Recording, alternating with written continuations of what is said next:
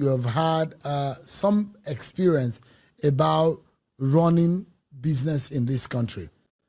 And there are those who will say, running business in this country, you must have a heart of stone.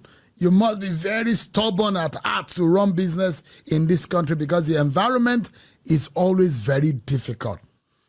But if you look at it, the present economic situation in the country, what is your assessment of the economic situation under this present government, Dr. Maduka? Well, just like Dr. Stephen have said, my assessment is very simple, that first of all, if you're an entrepreneur or someone who is a Nigerian, you have to believe in this country, regardless of who is the president of this country. Because, Shem, listen to me very careful. Anything you bless will never bless you. Different people said, some young children go to school. When we read our national anthem, they say it in reverse. I regret to be a Nigerian. I was born in Nigeria to sell gogoro and akala. So they say that when they are reciting things, you think they are reciting Nigerian national anthem, but they have made contrary words. I went to United States the first time at the age of 20, and everybody tried the best they can to talk me back to stay back in America, and I refused. Now, people have started running out from Nigeria 40-something years ago, 45 years ago. People have said this country is useless. I don't even know what they will be saying now, that there's no hope. You hear young people talk about this country. If your heart is like that, this country will never provide anything for you. You can as well leave, because you are a first believer of yourself. Nobody will believe you without you believing in yourself. So I believe this country could be better. I believe the economy of this country can be better managed. I believe there is a whole room for improvement, but I'm not one of those who say this country is completely useless. I do not believe, I never subscribe to anything like that, because it's a state of despair. You've lost hope, and nothing can happen to you, whether spiritual or natural. We need faith to live. When a man or a woman lost hope, he will submit to suicide. Hope is still something that keeps you believing tomorrow will be better, and making effort, waking up with expectation. When you get to a point that this place is useless, there's nothing good that will come out of it, then you can as well leave, because there's nothing that it will happen. I believe with no ambiguity that we are on the right direction. People, I'm in Nigeria, people have asked me, will this country, will Peter Obi have done anything different if he won the election? I said no. He would have removed subsidy. From day one also, Naira need to find his value. But you know, it's hard for me to say this, because you're a rich man. What are you talking? But what I'm saying is that the government should be more disciplined to use the money they have removed in the subsidy to put it in infrastructure, so that people that you have taken from them, those who are flying private jet from subsidy money, their business is spoiled. But if you collect that money from them and squander it yourself and put it in a venture that is favorite in itself, you are from the same tomb to another tomb. You are still in the same graveyard. You haven't go anywhere. But you can harness this money now and put them in infrastructure where Nigerian citizens will get the benefit of it. The borrowing of a country is not a problem. What is a problem is, are you borrowing for capital development? Are you borrowing for infrastructural development? Because it will pay back for itself. But if you are borrowing to take a second wife, if you are borrowing to share money for poverty alleviation, you are deepening the hole that after we got inside, nobody can bring us out. So there is some level of discipline that is required to curtail excesses from the government. Are we in the right direction? Yes. Will Naira improve more? Yes.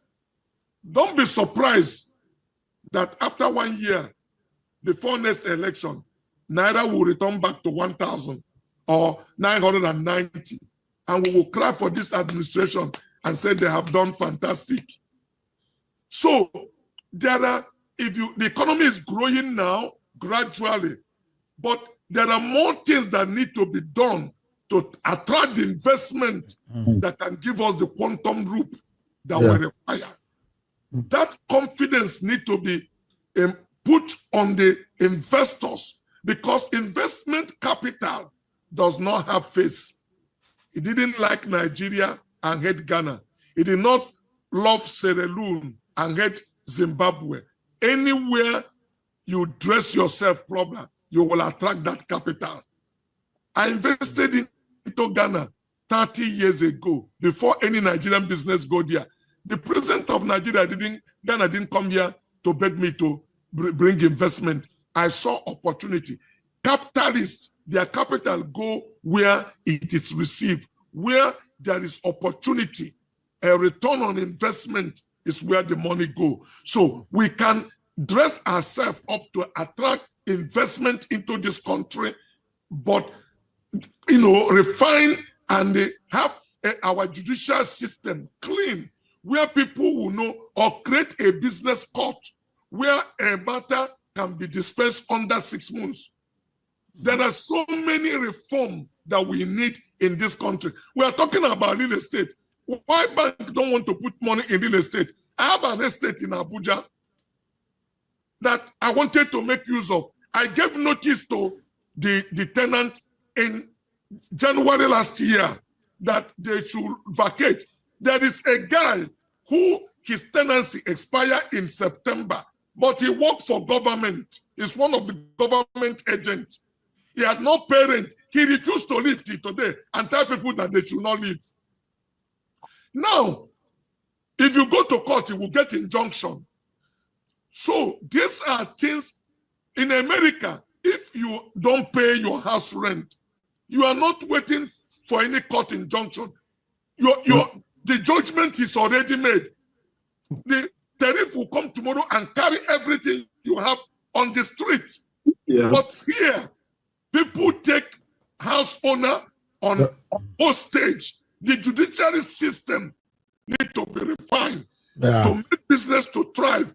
When you know what you are doing, you know the consequences, you will play by the rule. So the government must be willing to enforce law.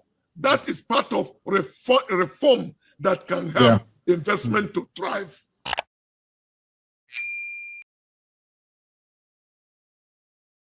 So much for joining us. And it's been the week of generals. We begin with the compelling memoir of former military head of state, General Ibrahim Badamasi Babangida, popularly known as IBB, titled Journey in Service. Now, 3 decades after the annulment of the June 12, 1993 presidential election, Babangida in the book finally tells his own side of the story. While he admits that the candidate of the Social Democratic Party, Chief MKO Abiola, won the election and regrets the series of events that truncated the nation's democratic process, Babangida says he was away in Katsina when the annulment of the election was announced by Ndukai Rabo, then press secretary, to his second-in-command, Admiral Augustus Aikomo, without his knowledge or permission. Now, the old soldier has received both knocks and commendations from friends and foes for his attempts at documenting history amid several revelations in the much-awaited memoir that's now been made known. Well, that's got a lot of Nigerians debating the June 12 debacle and Babangida's stewardship. Well, to help us take a closer look at Babangida's memoir, we have joining us in the studio a Nigerian human rights lawyer and former president of the National Association of Nigerian Students, announced during the military era, Dr. Abdul Mahmood. Thank you for joining us. Thanks for having me, Samba. Yes. Nigerians. And also joining us is a media consultant and public affairs commentator, Dr. Ibrahim Modibo. Thank you so much for joining us. Good evening, Nigerians. Thank you, Sobna, for the invitation. All right. So, let's start from you, Dr. Mahmood. You were one of the key actors during that period. Right. A very difficult time for lots of activists, student union leaders, and other Nigerians who just wanted the democratic process to be put in place by the military junta. But unfortunately, we kept having banning and unbanning of politicians. And then, of course, the system was, 3 times flipped by General Ibrahim Babangida, who is now saying that, look, he's pleading for understanding by Nigerians that they had to take certain actions to preserve Nigeria's nationhood. Do you believe all he has said? Well, I think let me, for once, declare my interest that you have alluded to. I was a victim of President Ibrahim Babangida as president of National Association of Nigerian Students. I had the E14 of spending 4 months under Decree 2, State Security and Detention of Persons Decree. When I returned back 32 years after to claim that he was not responsible for the annulment of one of the most freest, fairest, transparent elections in the annals of our history. He has not done justice to our memory, to his personal memory, and of course, justice to Nigerians who died in the aftermath of that annulment. Don't forget that on July 18th, 1993, under the auspices of the Campaign for Democracy, Nigerians mobilized into the street to resist, the annulment. And Lagos became like a killing field. People were killed on the streets of Lagos by armed soldiers and, and policemen. People died. All right. People died. For a man to now claim that he was not responsible for the annulment, for God's sake, he was the commander-in-chief of the armed forces of Nigeria. The bulk of responsibility stops at his table. For him to claim that somebody who is dead, who is now dead, who cannot defend himself. That's General Sani Abacha. General Sani Abacha is responsible. It's an attempt by him, to erase our history. But I always tell people, because we are constantly, in that fight against power, part of the fight against hegemony is to ensure that we preserve our memory. Let nobody distort it. Let nobody erase it. All right, and I come to you, Dr. Modibo.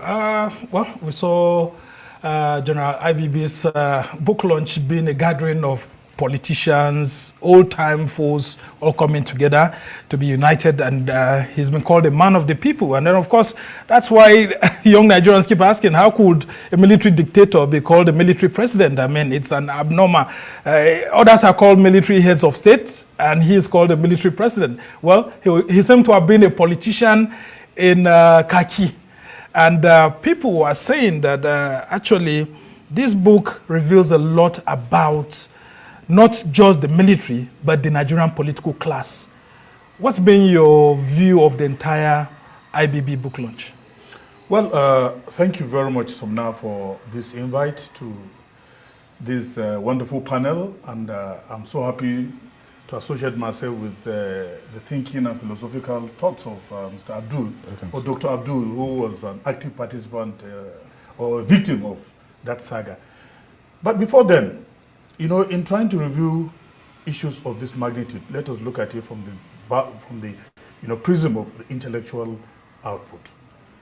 This is a book, A Journey in Service. It's a memo of an outstanding leader who calls himself Maradona, who said he's a villain president, but a military dictator, finally. It's a book. The Chief M. Abiola won that election, and Muhammad Buhari had recognized him as a former president, and June 12th celebrated as Democracy Day. What is important to me and for posterity is the fact that we must put the figures straight, we must put issues in proper perspective, And I do not understand, like your question did clearly note, after 32 years, why that messy memoir? I do not understand why the attempt to rewrite history. We're aware that General IBB was, as it were, he rose to the highest rank of his career. And as a general, you should commit yourself first to the defense of nation. And if in that memoir and what he read out on Thursday, the February 20th, he admitted that he was scared for his life, he didn't want to die for truth, for right, and for justice, then there's a big question. And I've heard a few people say that that book will serve for education, serve for information, and will serve to help position our country historically on the right track. And I'd say with the greatest sense of sincerity that that book will do no justice to our nation and our story. And I say this for three reasons. If General Ibrahim Badamasi Babangida had called that meeting to atone for June 12th, to create an endowment for the victims of June 12th, to create an endowing fund for those who lost lives and limbs on account of his action and inaction due to June 12th. If he had come out to truly apologize and say, oh, so and so amount of monies are being positioned for those who lost lives and limbs on June 12th, and for my mistake and the way I wrongly handled history, it would have been profoundly right. But to admit as a general that you were lacking in courage and scruples, to admit that you could not put country first, bothers me, Sheita, and bothers everyone who was reaching about it. You see, there's something about generation the generation that was before 1970, you know, the generation before the war.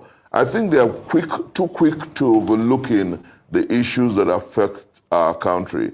And there's something different about generations 1970 and I say this advisedly, perhaps because I'm a mystic. I say this with all sense of respect. Those who came immediately after independence have this sense of anything can be forgiven, anything can be allowed. But, you know, maybe because we were conceived through the throes and pains of the war. Maybe because our parents went through harrowing injustices and harrowing circumstances, and we want to interrogate how we lay fundamental praxis and parameters, if you like, for our nation.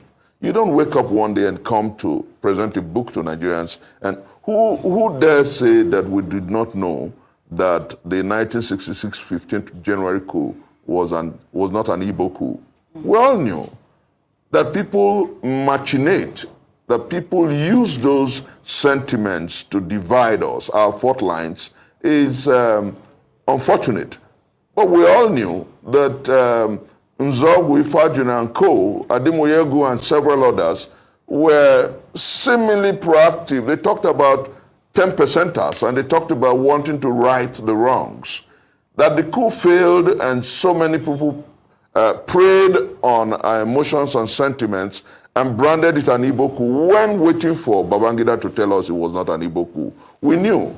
People mischievously appropriated it to the Igbo brothers because they wanted to subjugate and marginalize the Igbos. We weren't waiting for IBB's book to know that. What IBB should have done was simply say to Nigerians, I am deeply sorry about what happened on June 12th. Say to the Abiola family, I'm deeply sorry about what happened on June 12th. And let me say, interestingly, this morning, I'm talking with my brother there, my big brother Steve is there. And Steve understands what I'm saying because he knows we have a common friend. And I'm saying this without equivocation. Coincidentally, that day, I had just sent money to the family of Richard Ogunderu for his medications. Richard Ogunderu was a young man who led the plane hijack in 1994, calling for the revalidation of June 12th, for the de-annulment of June 12th. So many of the young people who fought for June 12th are yet to get back to their feet. All right. And somebody comes to say, oh, I take responsibility. How do you take responsibility? All right. That, coincidentally, may be an act of history. On Thursday, he couldn't keep his medical appointment because perhaps his dad received the money I sent late.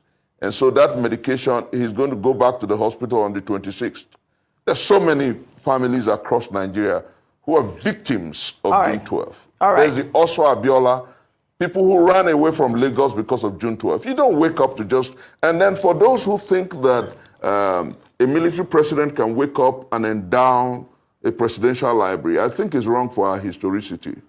A presidential library is about rule of law. It's about those elected by the people to govern them. IBB was never elected by Nigerians to govern them. So he lacks the moral nexus. He lacks the legal parameter to endow or create a library. It is, we must call a spade by its name. All right, Professor. I'm passionate about what I'm doing here today. Professor Nwakobia, because of time, I'd like to just, revisit the questions. I have tears in my eyes as I talk this morning. All right. I mean, you and a lot of Nigerians feel the same pain at this moment. And, I know that you have called for an apology. I know that they call him the military president for a reason. He did not apologize, but he did take risk. We must, as a nation, learn to put issues properly, put the beams and the pegs in the proper place. Save and except that is done, we'll be dealing great hardship and injustice to posterity. You cannot have a military president endow a library. That's to say that impunity is right. That's to say that anybody can just wake up tomorrow and sack the parliament and throw away our constitution and after 20 years endow a library. We must put issues in proper perspective. All right, Chris, thanks. To our next story, kidnap kingpin, Chukwudimeme Onwamadike, popularly known as Evans, wants to come to equity if it gives his soul peace. He has applied for a plea bargain with the Lagos State government in his ongoing trial. His lawyer, Emefo Etudo, while addressing the court, admitted that his client was a young man consumed by crime, but is now a repentant person. He is penitent. He revealed that Evans scored A's in all his papers in the NECO examination and is now a 200-level student of the National Open University of Nigeria, NOUN. He has offered to surrender all his ill-gotten property as part of the plea bargain if the court considered his plea on compassionate grounds. That is, to me, that's arrant nonsense. Why is it arrant nonsense? People may not know it. Evans is one of the biggest kidnappers ever. Tucci and others have, yes, they have a lot of soldiers and all that. But this is a man who was collecting minimum of $1 million per the person that he kidnapped. And he was kidnapping people that were known to him. Oh, yeah. They were known to him, businessmen, because he has this logistics company. So he was able to know when your goods have arrived and when you've done things. And then he now has a set of fully armed people who attack these people. In the course of doing this kidnapping, they've killed people. In fact, one of these major transporter who escaped, they killed his orderly, they killed the driver. They've killed so many people. They've injured so many people. Yeah. That, so how can you now come and say that you want plea bargain? You are repentant. You want to give up your property. It's just that the will of justice, which were not yours in the first place. Which was because if you look at it, $1 million is over 1.7 billion. Okay. And that is what this guy was collecting from each person that he kidnapped. And for the people that came to trial, more than 8 of them that are traders within that Amuwo angle. So how can you come now and say that you are repentant? What about those people that you have killed? What about the trauma that you made a lot of people go through? I think it should be brought to justice. it's not the issue of that you are repentant. That is, repentance is for God. It's for people that wants to go to heaven. Is the ultimate, yes, it should be made to pay for his crime, yeah. yes. Because at a time like this, you look at the accused, you consider what he has done. Well, I have no pity for him at all. If he likes, let him bag all the degrees in the world. We are told now that it's in 200 level, he's called ace in NECO and all that. Even 15-year-olds score better grades in not just NECO, in the school certificate, West African school certificate exam, they go abroad, they excel. So he's trying to curry the favor of Nigerians after taking people's lives. He has cases even outside Lagos. So when they're trying to give the feeling that, oh, this thing is limited to Lagos. He kidnapped people outside of Lagos, and he has cases, multiple cases. Wow. So he's supposed to actually go to multiple, he's supposed to suffer multiple convictions. And each of those convictions will be life imprisonment, if not death, minimum. So this is not the time to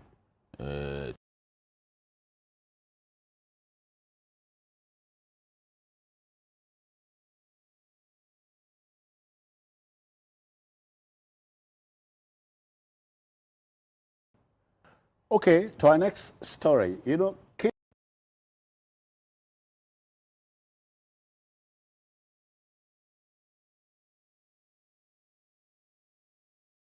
we'll go to our next story.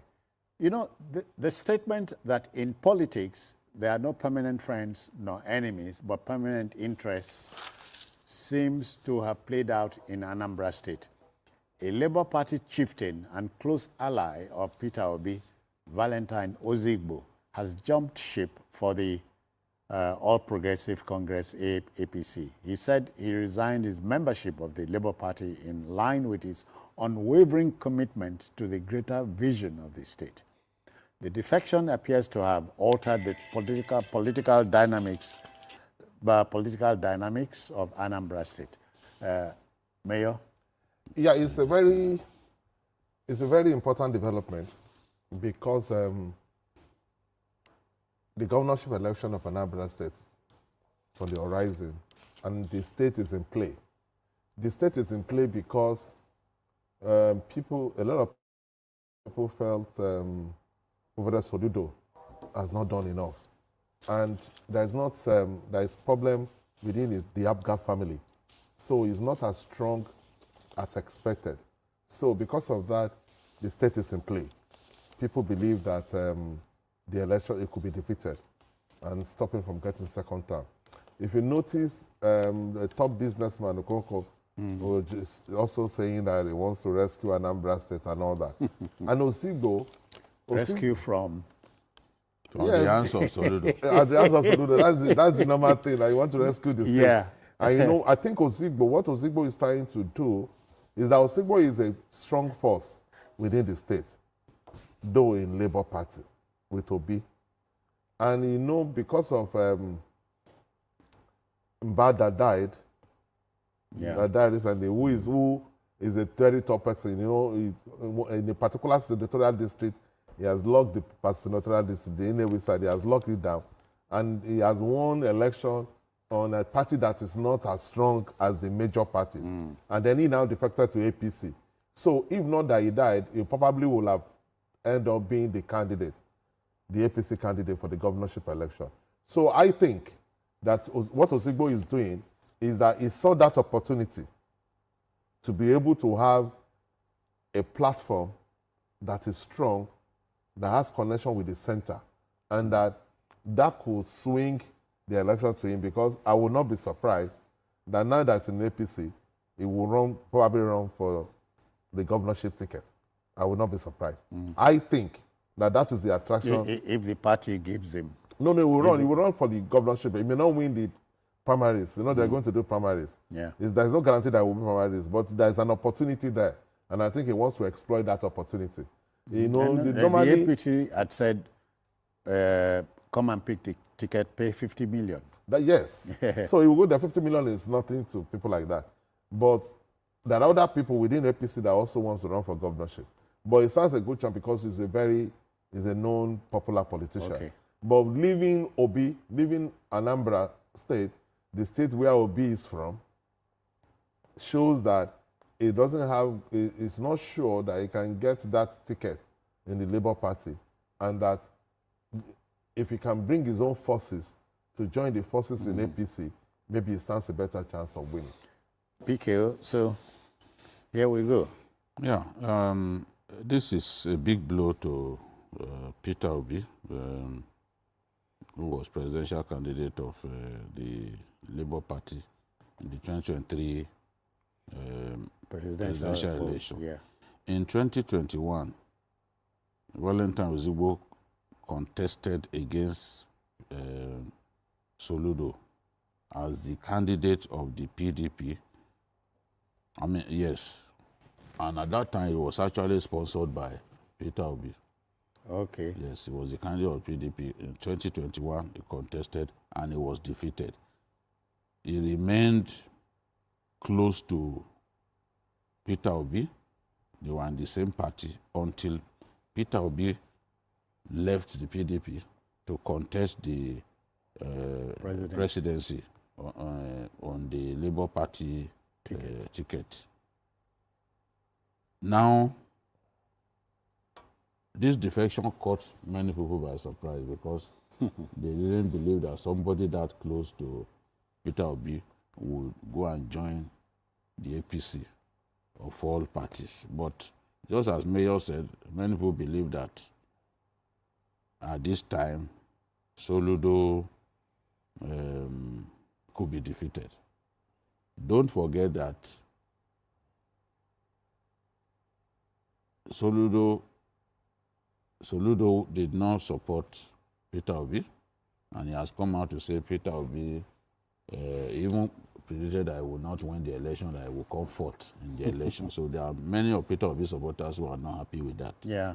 So even his own place is not guaranteed. Anything can happen. Just that's the way it is in Nigerian politics. So many of those big wigs in Anambra have already moved into the APC, which is a big shock to me, the rate at which they are moving into the APC. And it's from Aguata, the same constituency as the governor, Soludo. Yeah. Now, people like, let me talk about some of the big shots that have joined the APC. And I wonder what they are seeing. Sir Nicholas Ukachukwu, Professor Obiora Okonko, Dr. Paul Chukwuma, who is a former national auditor of APC, John Bosco Onoku, Chukwuma Umeoji, a lot of other political heavyweights, they are currently in APC.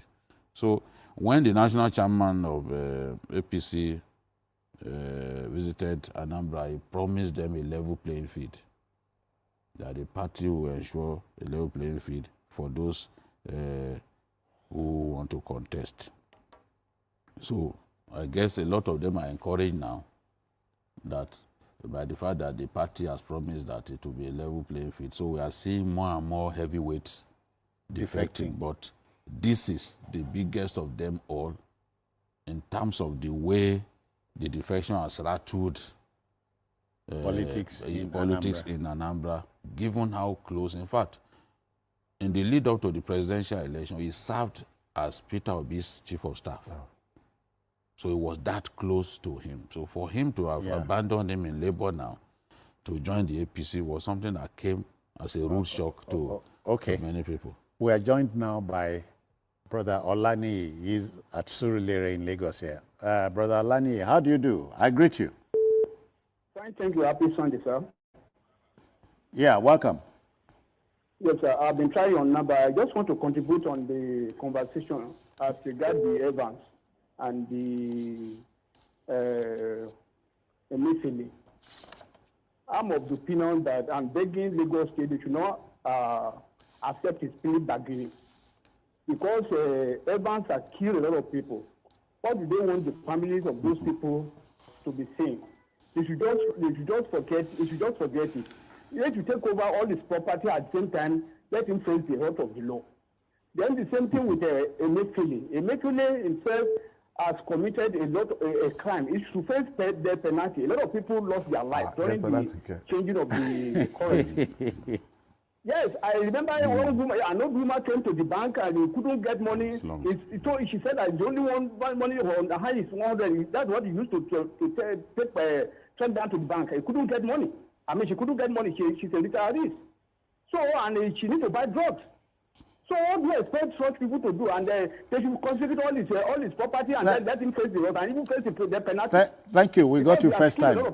Thank you very much. Thank you. Yeah. I don't think you should face that penalty. I know that people are angry. I know that Emefiele didn't do well when he was governor of Central Bank. But we should not throw the baby with the bathwater. I think death penalty will be extreme. That will be that will be bad reaction. That will be bad reaction. Yes, yeah. It's not even in our laws. Yes, it's not even in our laws. Yes. Please let's take it to China now. Okay, let's take the Anambra saga. Okay. Home. Let's take yes. It home. Okay. So, like we're discussing, it's because of the opportunities that people could see. Politicians like to go to areas where they could see opportunities. Their bread is more butter. It's just like when Obi left PDP for Labour. Labour was not the strong platform as at the time Obi joined Labour. But he saw an opportunity of being a candidate and he was able to do well.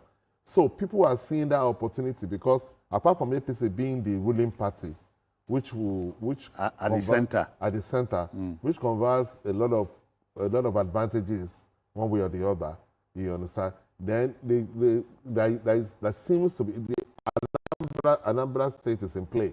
Anambra state is in play. So it's like a swing state. Yeah, it's a swing state now. Okay. Professor Bido had a lot of issues, even in Abga. Apart from having problem, the anti-Igbo sentiment. Your Abga is factionalized. Yeah, Abga is factionalized. Even some key members in Abga, like the widow of Mojuku, is now fraternized. She's now a minister. And besides, out of the 5 southeast states, Imo, Ebonyi are effectively APC. APC, yes. So if you have another party join. Yes, because you see, PDP used to be very powerful in the East. Yeah. Southeast used to be like a PDP playground. That was the dominant party for a long time. Yeah. But now APC is making inroads, from Imo. They were only in Imo, but now they are in Ebonyi. You understand?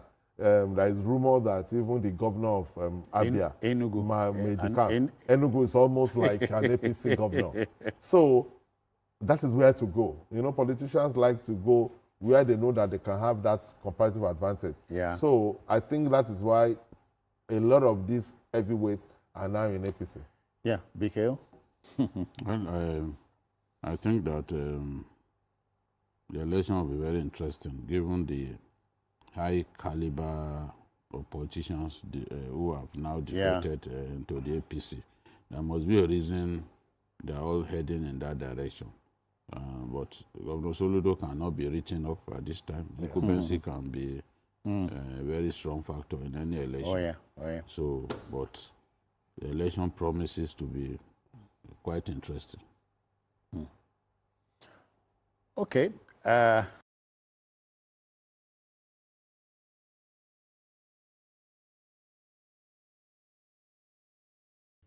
All right, guys.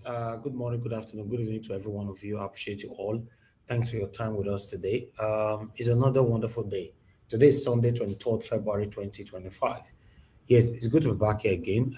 We took time to present a lot for you guys today. But meanwhile, we are done. We need to move on right now. As you all can already see on the screen, that billionaire kidnapper Evan begs for plea bargain. You know, in the talk say all the houses where he gets, nice cars and everything and all that, blah blah blah. When I see the video of Evans, how he take fresh, you know, he can't add weight, he can't use glasses. They say he have graduated from from university inside the prison and everything, you know. So my question be say, this guy they prison all this why? It's just a question though. Not like Bobrisky. Exactly, what you say make I talk, you know. So Peter Obi close par, Decamped to APC, you know, that one shocked me. Not be small thing. It shocked me when I hear him today. So okay, maybe now Peter Obi I will go here last, because the way they go, so Labour Party don't have any bones anymore. They don't break all the bones and everything. So let's see how it goes, and then we'll take it from there. Why human rights organizations CDHR demand prosecution of ex-dictator IBB for June 12 election annulment. You know, so that we carry on give on today, my people. Now God bless you now. Then I'd like to quickly take this article that I have here to tally what I have for you guys here. Yes, here, I just wanted to put that one there. Say, although I don't want to read more on this particular one, but that's the headline coming from Sahara Reporter. You know, the Committee for the Defense of Human Rights, CDHR, a human rights organization, has called for the prosecution of former military ruler General Ibrahim Badamasi Babangida IBB for his role in the annulment of the June 12, 1993 presidential election. You know, so they say whether rain or sun, in a country that work, Babangida is supposed to be behind bars already by now. But what do we know in our country? What do we see for our country? Now be the people who do wrong, not them. Now they quickly get away with things. For example, this particular one here now, which is this is a wonderful example.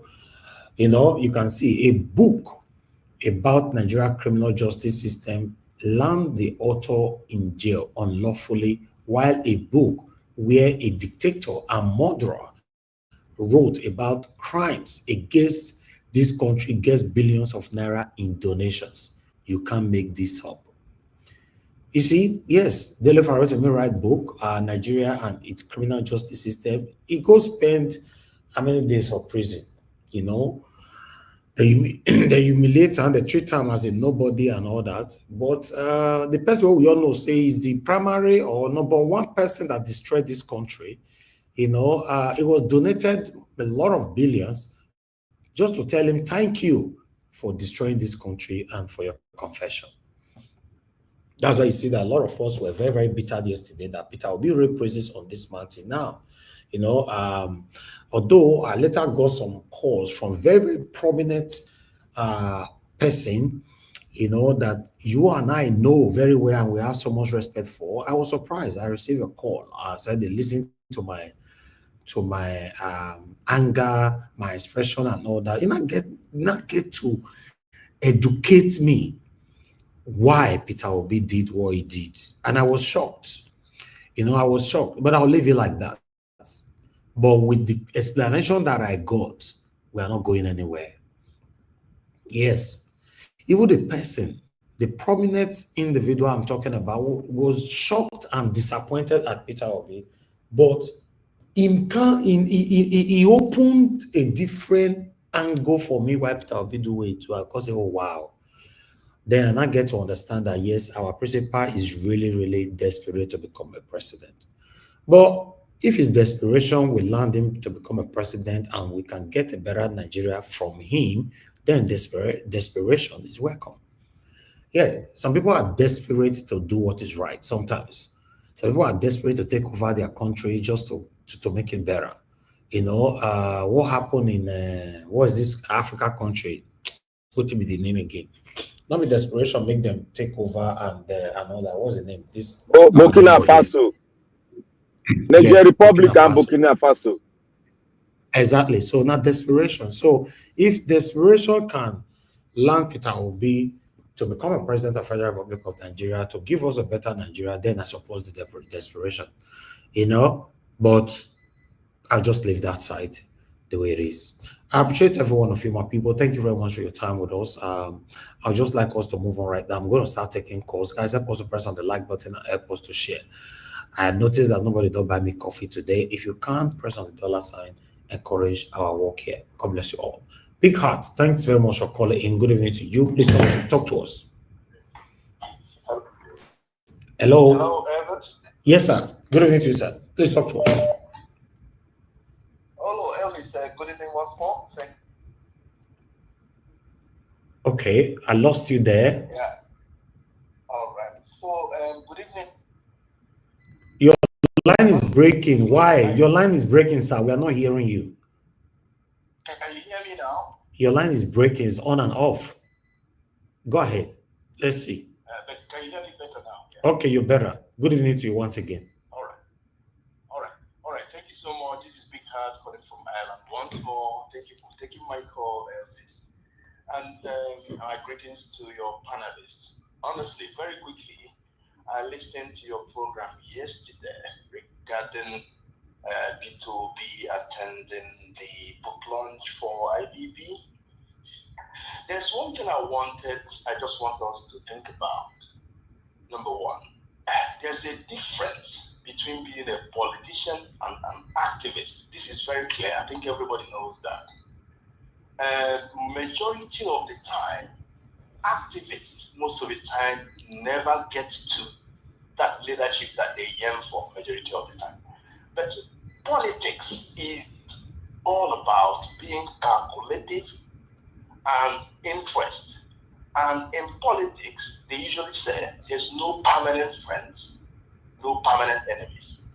However, you as the politician know that you're calculative and your interest is permanent. So what is permanent is interest.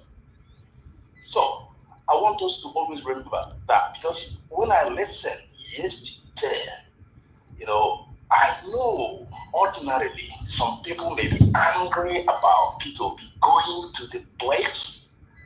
I don't think it's the right way. To the extent I even heard somebody, I think it was Jonathan, saying that P2P kept repeating that he's not desperate to be the president of Nigeria, but he's desperate to see Nigeria work. And him saying that you're desperate, that's the lie from the P2P. I think that's wrong. Even if it was a lie, you understand, everybody out there knows P2P's antecedent. He was once a governor, even if it was a smaller version of it. The records are clear. And all the people at the moment in the political space, I'm not saying there are no other people in Nigeria, but all of them that are there now, getting proposed, amongst all of them, he seems to be one that is standing out. I don't think we should keep making very quick, assertions and castigating him like that. To be honest with you, I want us to always think about this. Politics is calculative, permanent interest, but there are no permanent enemies and there are no permanent friends. That's all I want to put out there. Okay. Thank you, sir. Thank you very much. I appreciate you. I'd like to quickly take another call right now. I have a lot of callers my strength with us. Amazing Grace. Talk to us, man. Good evening to you. Hello, Thank you, man. Good evening to you, man. Please talk to us. Can you hear me well? Yeah, we can hear you, man. Go ahead. Okay, thank you. Yesterday night I sent you one voice note. I was crying on it, so I have to delete it. Good evening, everybody. Mommy Diaspora, the panelists, everyone. Happy Sunday. You see, Valentine's people, when I saw it yesterday night, that this man joined APC, I cried like a baby. Because this very man, he was with Obi, with, what's his name, the chairman of the Labour Party. This guy that has his YouTube channel, something like that, that guy, all of them were together when we hosted them in UK in 2023. It was like a command is very near to be that they do everything together. So if I look at people, if I go around and I can see people that is going to drop OP like a salsa pan, like fried egg on the floor. It will never think that Valentino, I call him Valentino, that he can do it. Now, I will tell you since yesterday, I've lost hearts in Nigeria. I've lost hope in Nigeria. Nigeria, I don't know how Nigeria can. So everybody you see, everybody's looking for how they can be governor, they can be president. They're all desperate to get into politics. If you are going to leave Labour Party, out of all the young party, APC, it's just that Valentine Osigwe is among those who have scattered this country. Like that was, I can't trust anybody anymore. Like this Nigeria matter, I'm telling you, it is a zero in my heart. If this man can do this, then who are we going to trust?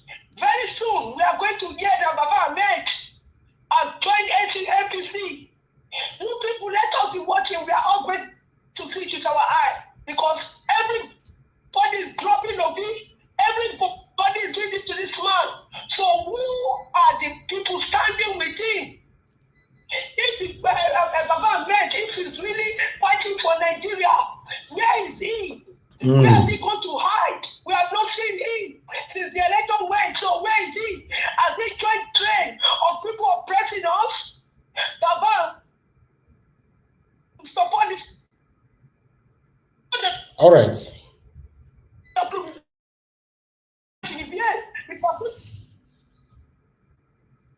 Go ahead, ma'am. Like that. All right. Niger wash. Thank you. I don't want to take your time, but I'm for Mr. Ivo. Okay. A lot of people, and you want to be released. You cannot be in one. Okay, the network is breaking. Thank you, Niger wash. God bless you. Thank you very much, ma'am. God bless you. Thank you so much. All right. Oga Simon, can you hear me? Good evening to you, sir. Hello, hello. Okay, you are not there. I think the network is having issue here. I will not pick your call. I don't know what is happening here. I will say this will not be my problem. Let me try again. Oga Simon, can you hear me, sir? Good evening, sir. Yeah, thank you very much, sir. Good evening to you. Go ahead, talk to us. Everybody watch you. Remember, bless. I got that there was some own submission. That woman at the house of Papa Ahmed. Never you trust the northern people. The way they gang up in 2027, they go shock Nigeria now. Article na last chance with that one so for last chance when you don't get that be that 2027. Now, I don't know I did one. All the northern have done the back article. Oh, good. The Papa Ahmed mama they look for. He go there for article back. You know go Decamp go APC. He go back article. The northern people, not many people not trust them over Nigeria. All is all about article. The other majority, the other equal side majority, they don't say that side they fight for the one break up. So they don't say their vote not today for that side at all. So the northern just believe on the south side. If you see the meeting they hold Canada for news, you will see all the fire, the article all of them. Now article back all the northern people. So the ones you tell their people the way they do, you know, they don't talk to them, they just look, they move like cow. So like there are people that want so article like last chance for 2027. But as for Tinubu, for me for northern to power, Tinubu will have better complete 8 years as of there will be no hope. Nobody will talk and say this one, no need now the fight between article and Tinubu now 2027. For me for northern to come power, Tinubu better just do for the power. The man better just do for them because these people they know they use power they other people so. So now, as my special guy, thank you. Thank you. Thank you very much, sir. God bless you. Thank you. All right. Madam Origin, thanks very much for calling in, man. Good evening to you. Talk to us.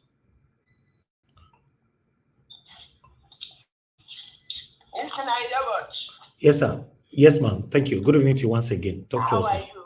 Good evening, Madam Origin. How are you? I'm fine, ma'am. Thank you so much. Mommy Diaspora. number one, I respect you, Mommy Diaspora. Thank you for this, your son. Thank you for all you do. Thank you for this platform. Thank you for this Tucana voice. Thank you for this bell ringer for Obodo. So maybe the world will hear us.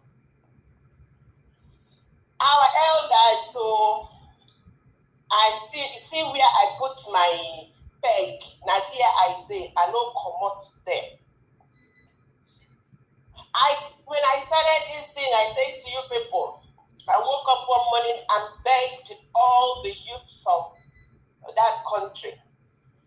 I said, if you want to survive, do not ever believe your elders.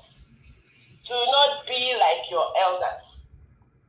Promise yourself and swear that I will never be like my elders. Because trust them, you have already surrendered your life to be destroyed. There is nothing. You see, I'm going to start from the news post. I don't know what his name, the guy that was talking about, I think what is going on now. Instead of them to focus on IBB and its iniquity, people are now saying, oh, IBB said the 1966 coup was not Igbo coup. That is what everybody wants. What is that saying?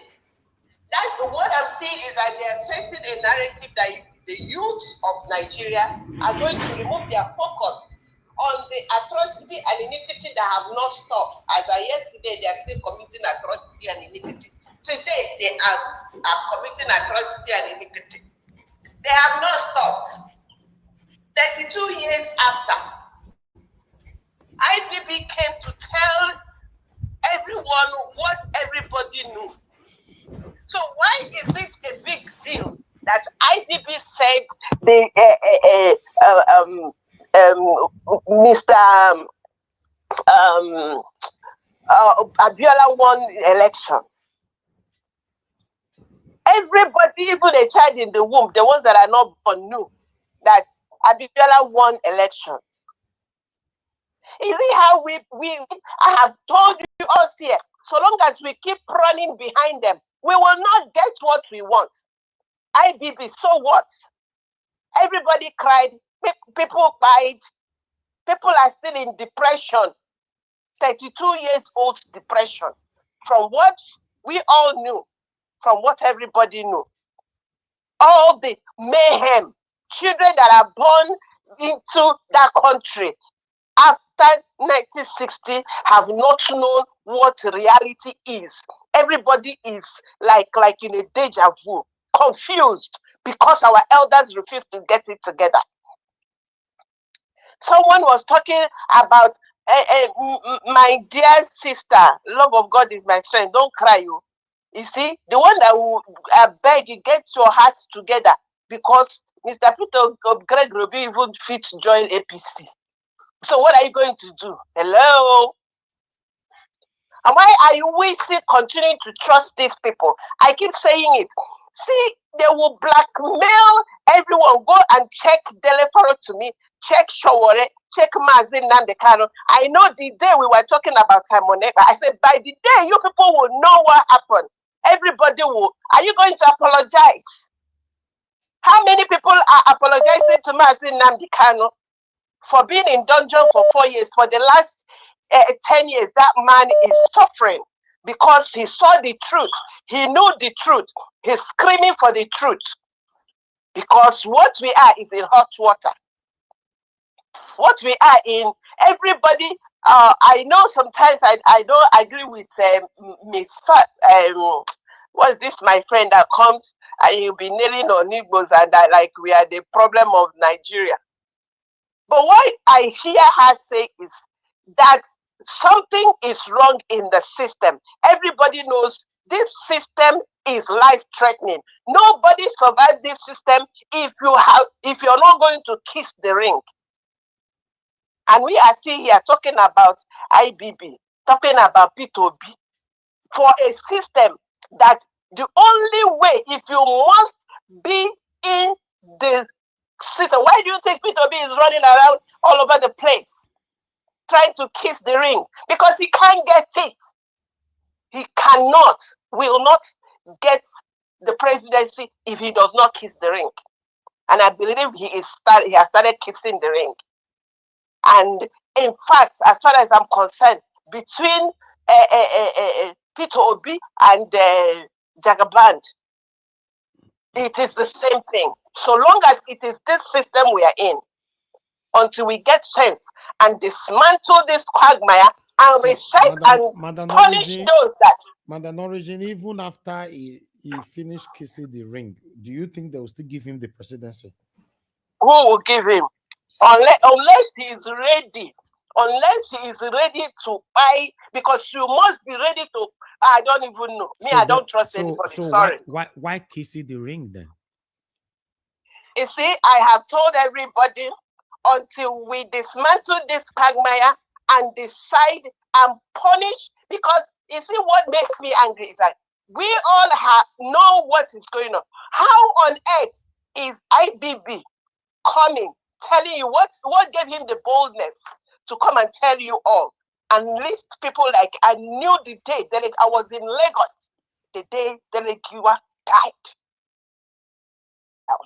I said, who could do this to this man? What did he do?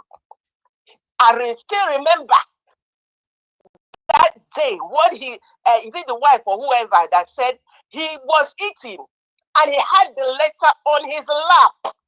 Delegiwa had the letter on his lap. And he said, this must be from the presidency. And he was opening it while he was eating.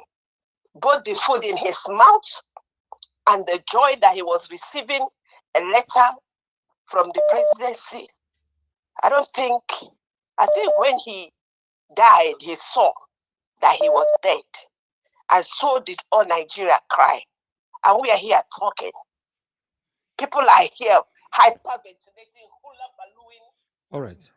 And trying to amend what is evil.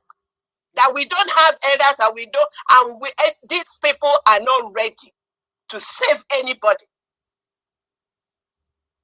Okay. Except themselves. Thank you. Mr. Niger Watch. Yes, ma'am. Please, how on feet do this thing? Let every youth of Nigeria wake up and know that you see this thing, this boat we are in.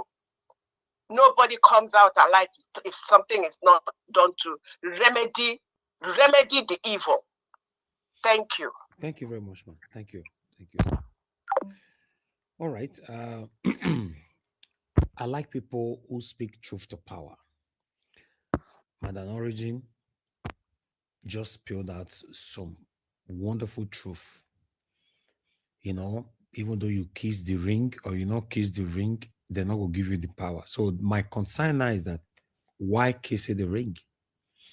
And I waited the complaint for since yesterday. Because majority of Nigerians today, I'll pick other calls, just hold on. Majority of Nigerians today are complaining of same thing. Majority, 95% of Nigerians, both home and in diaspora, complaining of same thing. Peter Obi decamped from PDP to Labour Party and he was complaining of same thing, although stylishly. Now, some of us are saying that we don't understand how politics is played. Why some of us are also saying that there's no permanent friend in politics, rather permanent interest. Now, my concern is, in the history of Nigeria, I repeat, in the history of Nigeria, have we ever seen any leader who comes into power to deal with the past leaders or rulers or predecessors who ruled before, apart from the one that stepped on their toes, apart from the one that selectively penalized? Like, for example, Emefiele today was the only one picked from the satanic Buhari's regime to suffer. And this is what these guys have been continuously doing. Now, and I repeat again, in the history of Nigeria, do we have any leader who comes to power and prioritize the persecution and prosecution of his own predecessor? Do we have any? The answer is a no. In all day. Now, let me come to my principal, Peter Obi. If Peter Obi become a president today, do you think Peter Obi will persecute, talk less of prosecuting anybody in the past that have destroyed Nigeria to where it is today? It's a question I'm asking you. Because Peter Obi himself said it, that he will not waste his time on the past. He will just move on. The video is on everywhere. I can bring you out. And I complained at that time that anyway, let's assume that my principal is just saying that to deceive these satanic people just to get into power. But if that is the realism, that statement is a realism of Peter Obi, then where are we going? In a country where you are listening to me from now, you, yes, all of you, if you are not watching me from Nigeria, in a developed country where you are looking, you are watching me from, do they normally just skip people that have caused them pains in the past just because God said to forgive is divine and to forgive is human versus 8 equals to 10, or the way it is in the Bible? Do they do that? It's only in Nigeria. It's only in Nigeria we God forbid things that we can forbid by ourselves. It's only in Nigeria we pray and pray and pray, and we don't show examples on what we pray for. Peter Obi rubbed shoulder with Babangida. Some of you accused me particularly of calling out Peter Obi. We rise. When I presented Atiku meeting with Tinubu on this platform, sometime before December last year, almost everybody joined that panel that day to destroy Atiku and Tinubu at the same time.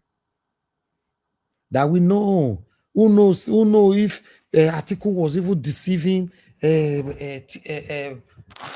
Peter Obi, who know if Atiku, betrayed Peter Obi to work with Tinubu. Just look at them, the evils, the satanic people that cause all our pains today, the satanic this, the satanic that.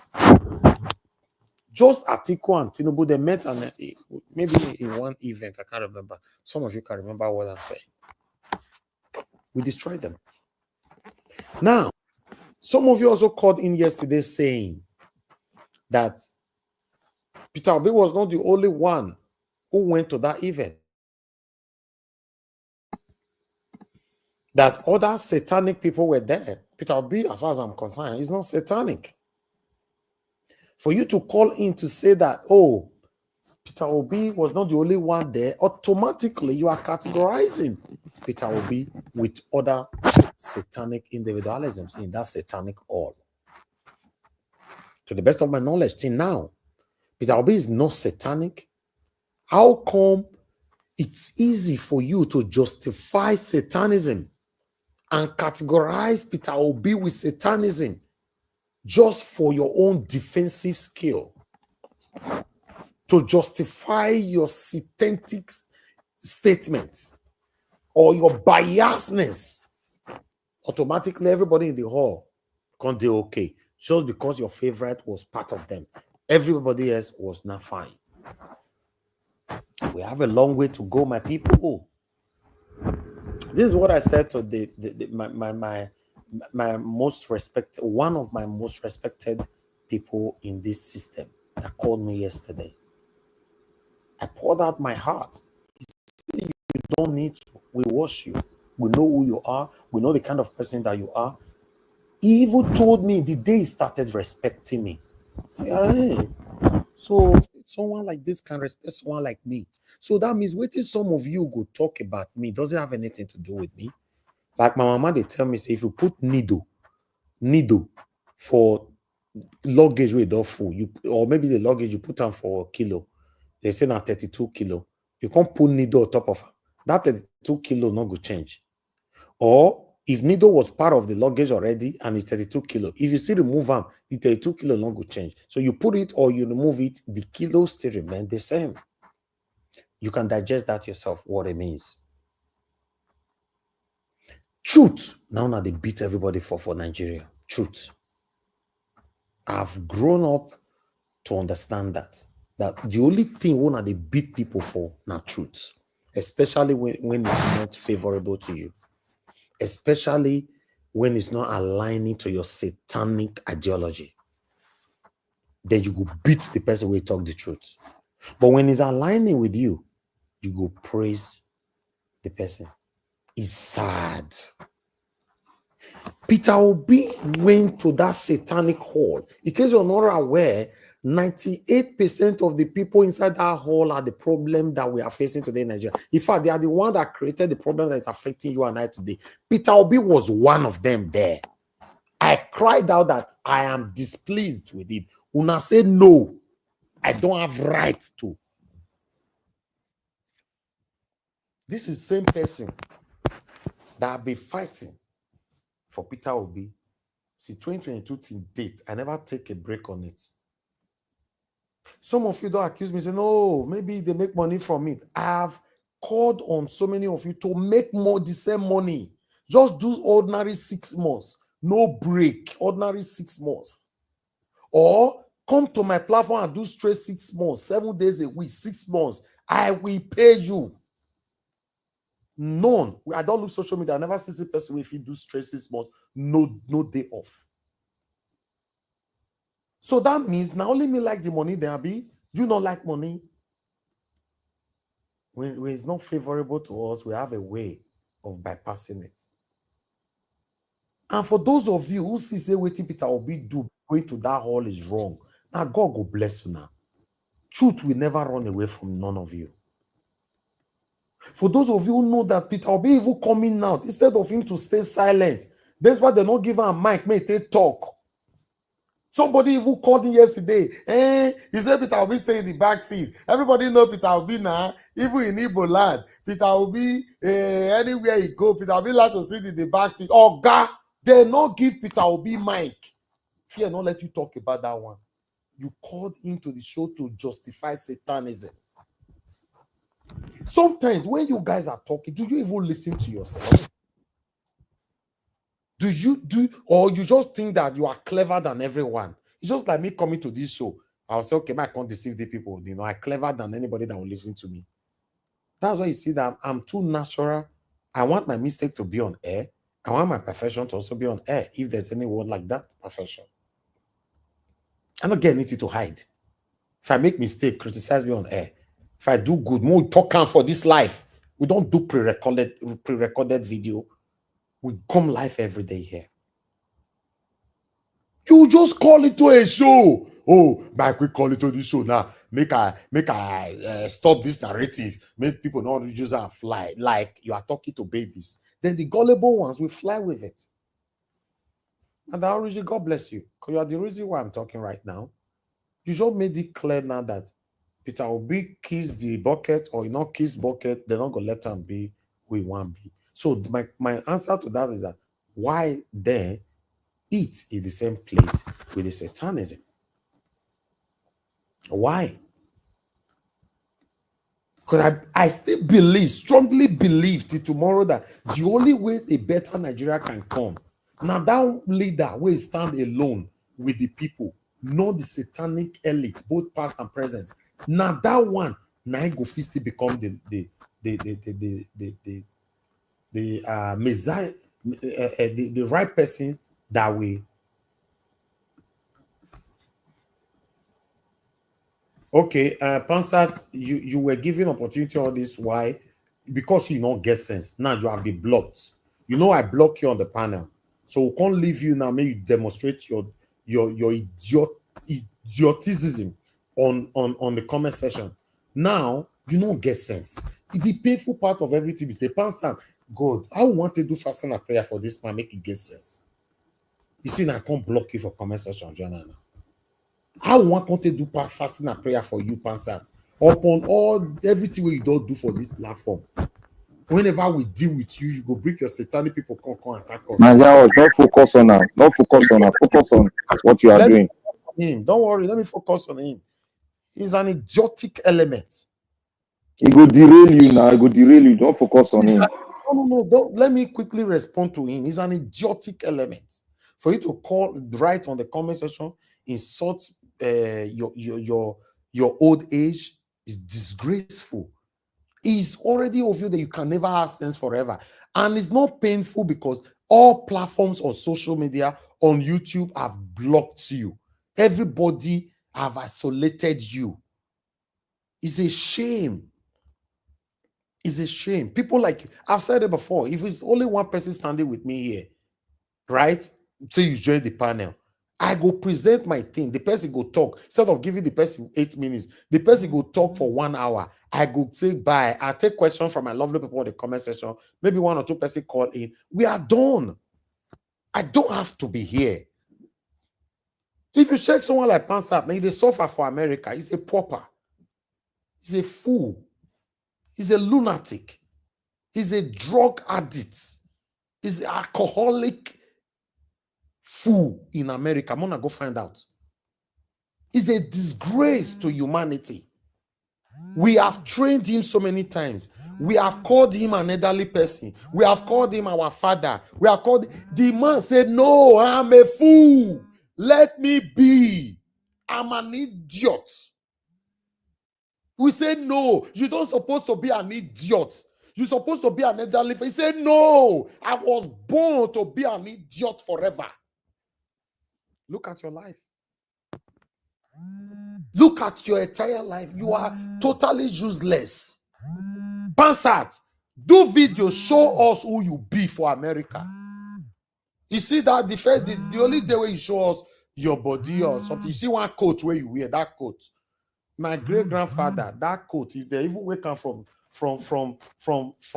the grave today, he not go wear that coat. You are a pauper. You try to do everything possible to belong to platform. Everybody pursue you because you are mannerless. You are satanic. You don't try me left and right. Otherwise, different ways for you. You don't say, this guy is too much. They're not the best way that if you try. Especially for me, you deaf say I study film and media. Just say media and by mouth. You know how many people why I don't bring to limelight? More than 60 people or 70 people top Lights today on the front line. I brought all of them to limelight. As I talk to you, so you know how many people have problem with their pages or their YouTube that I'm restoring. As I talk to you, you know how many people reach out to me? Oh, look what problem I have. Please, Mr. Elvis, Mr. Najawa, Mr. whatever, help me out. You don't even know us. You don't know what we do behind closed door. Now when I want to try, before Abraham, there were men. You are satanic. You were born to be a fool. Now only maybe they try make I turn you to become a better person. As for Peter Obi still remain my principal. I've not changed my mind, depending on where Peter Obi will be decamped to and the reactions of the people. Because obviously Peter Obi will decamp out of Labour Party. Although I don't mind. I know some of you might be disappointed at that. I don't mind. I don't mind because Labour Party is disintegrated already. But immediately Peter Obi announced his defection, I will see the reaction of the people. You know, so now we correct the wrong of our principal. Now me will constantly do the job. Now me will constantly come here, they try to convince people, no, Mona see the reason. If Peter Obi there here, if it be like this, if you're not there, if it be now we still they do them.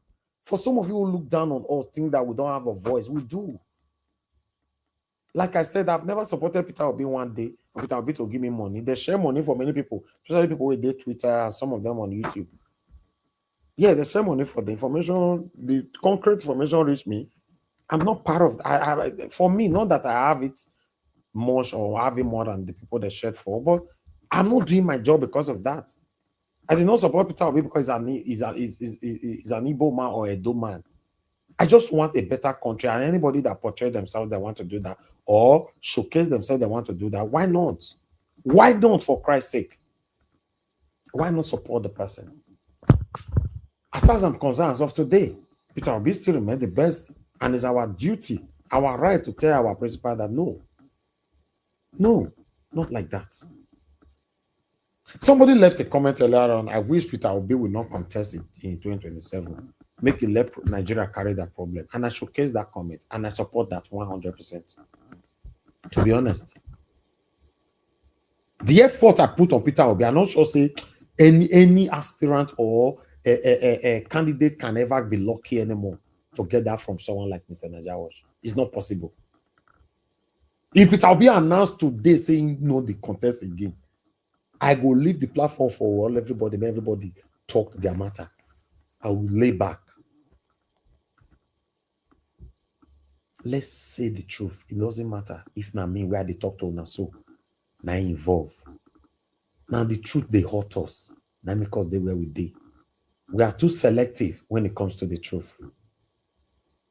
We are too selective.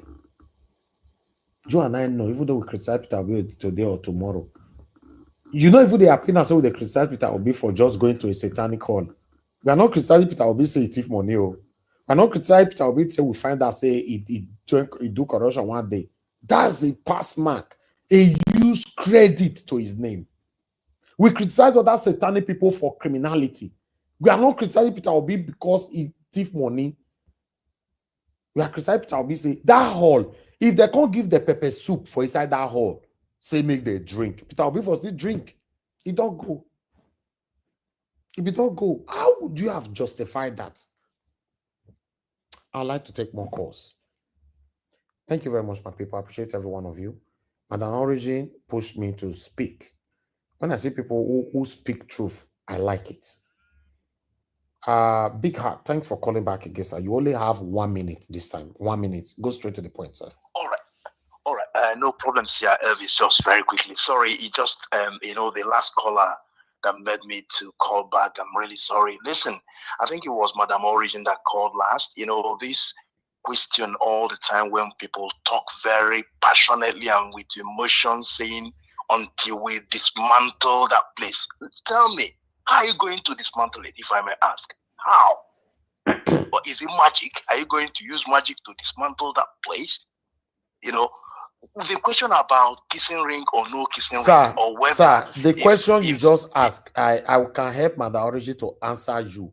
How did our neighboring African countries dismantle theirs? Okay, one question I will ask you. Other neighboring countries is not the same thing as Nigeria. It doesn't matter, sir. How do other countries get their freedom, sir? No. What I'm saying is the ethnic nationalities in Nigeria is so diverse. This is within you're saying that is similar to what people are comparing yesterday, South Africa and Mandela with Nigeria. Sir, dismantling is dismantling. There's nothing like other country or no country. Dismantle it. That is what she said, and I support her 100%. If you don't know how to dismantle it, yes, the people know. Nigerians are docile. Don't push me there. If you don't know, sir, go and do research about it. I cannot tell you. Nigerians are docile cowards. That's what we are. We all are cowards. I agree with you on that.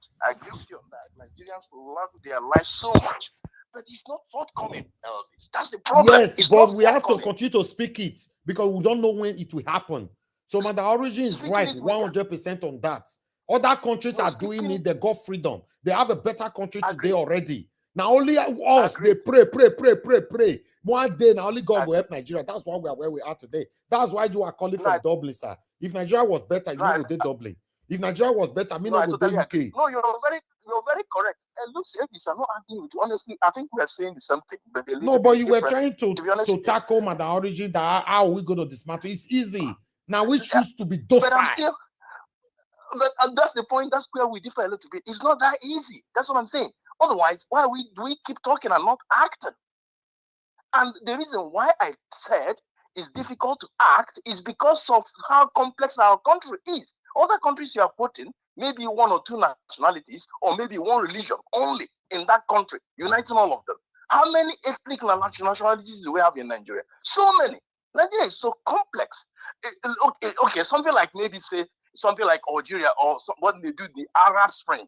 Those countries were predominantly Muslims, for crying out loud. They do things in unison. I don't think in Nigeria such a thing will work. That's the point I'm making. And Peter Obi mentioned this thing. Somehow, when he started, it's a complex place. It's very complex. All right, thank you, sir. So when we are talking, let's listen to ourselves. I honestly, we are saying the same thing, but maybe a little different in the way we are trying to explain it. Mr. Hart, thank you very much, sir. It's a normal thing to agree or disagree with each other. Thank you, sir. We are learning here. God bless you, sir. Thank you. Bye. Yes, sir. Bye. What, Mr. Hart? Sorry. Yes, ma'am. Good evening. Good evening. I just want to add also to that people like him, people that talk like him, and people that think like him, that are the people that are tying those that wants to do something down by saying how they're going to do it. Don't ask the how. If you don't know how, leave the people that are going to do it to do it. That's the simple thing. You don't need to come out and be saying how are we going to do it? How will the other people do it? How did they do it? Please, that's the problem we have. People like them. There are many of them that are thinking like this. That's the problem. Thank you. Thank you, man. Thank you so much. I have another person on the phone right now. Mr. Simon, you are calling back again. You only have 30 seconds. I know you might think I'm biased on this because I gave Mr. Hart 1 minute. For those of you that have called already, now 30 seconds is enough for you to quickly say what you want to say. Please go ahead, Mr. Simon. Can you hear me?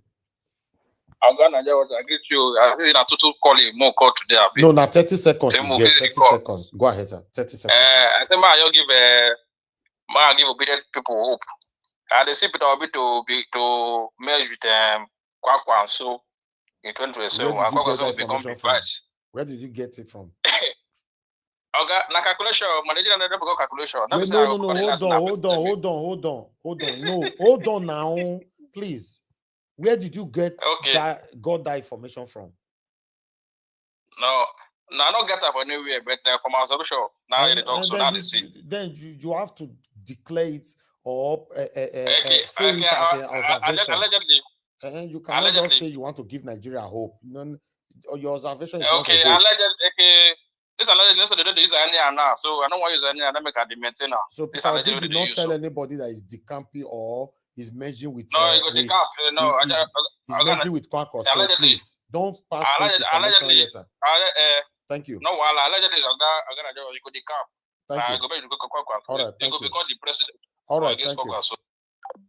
You can't just call into a show that you want to give Nigerians hope. Then you not said is your observation. I don't understand that. Please, this platform is only for facts only. Thank you very much, people. I appreciate you. A lot of people called in, but I'd like to move on with my panelists now. I have a couple of them already on the screen. And for those of you that called in, why not pick your call, especially when I was talking, please understand with us. Mr. Adewale Babayale, let me return your call. You called 7 times. I'd like you to speak to us quickly. I'm returning your call if you are there. If you are not one of the people that watch us like 78 minutes in advance or in arrears. Okay, you are not there. I'll pick another person's call quickly.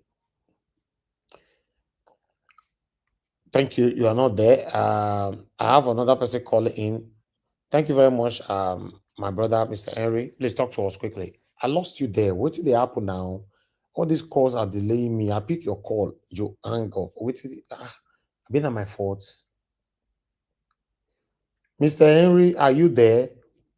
Mr. Wash, thank you for calling back. Thank you, sir. Yeah, good evening.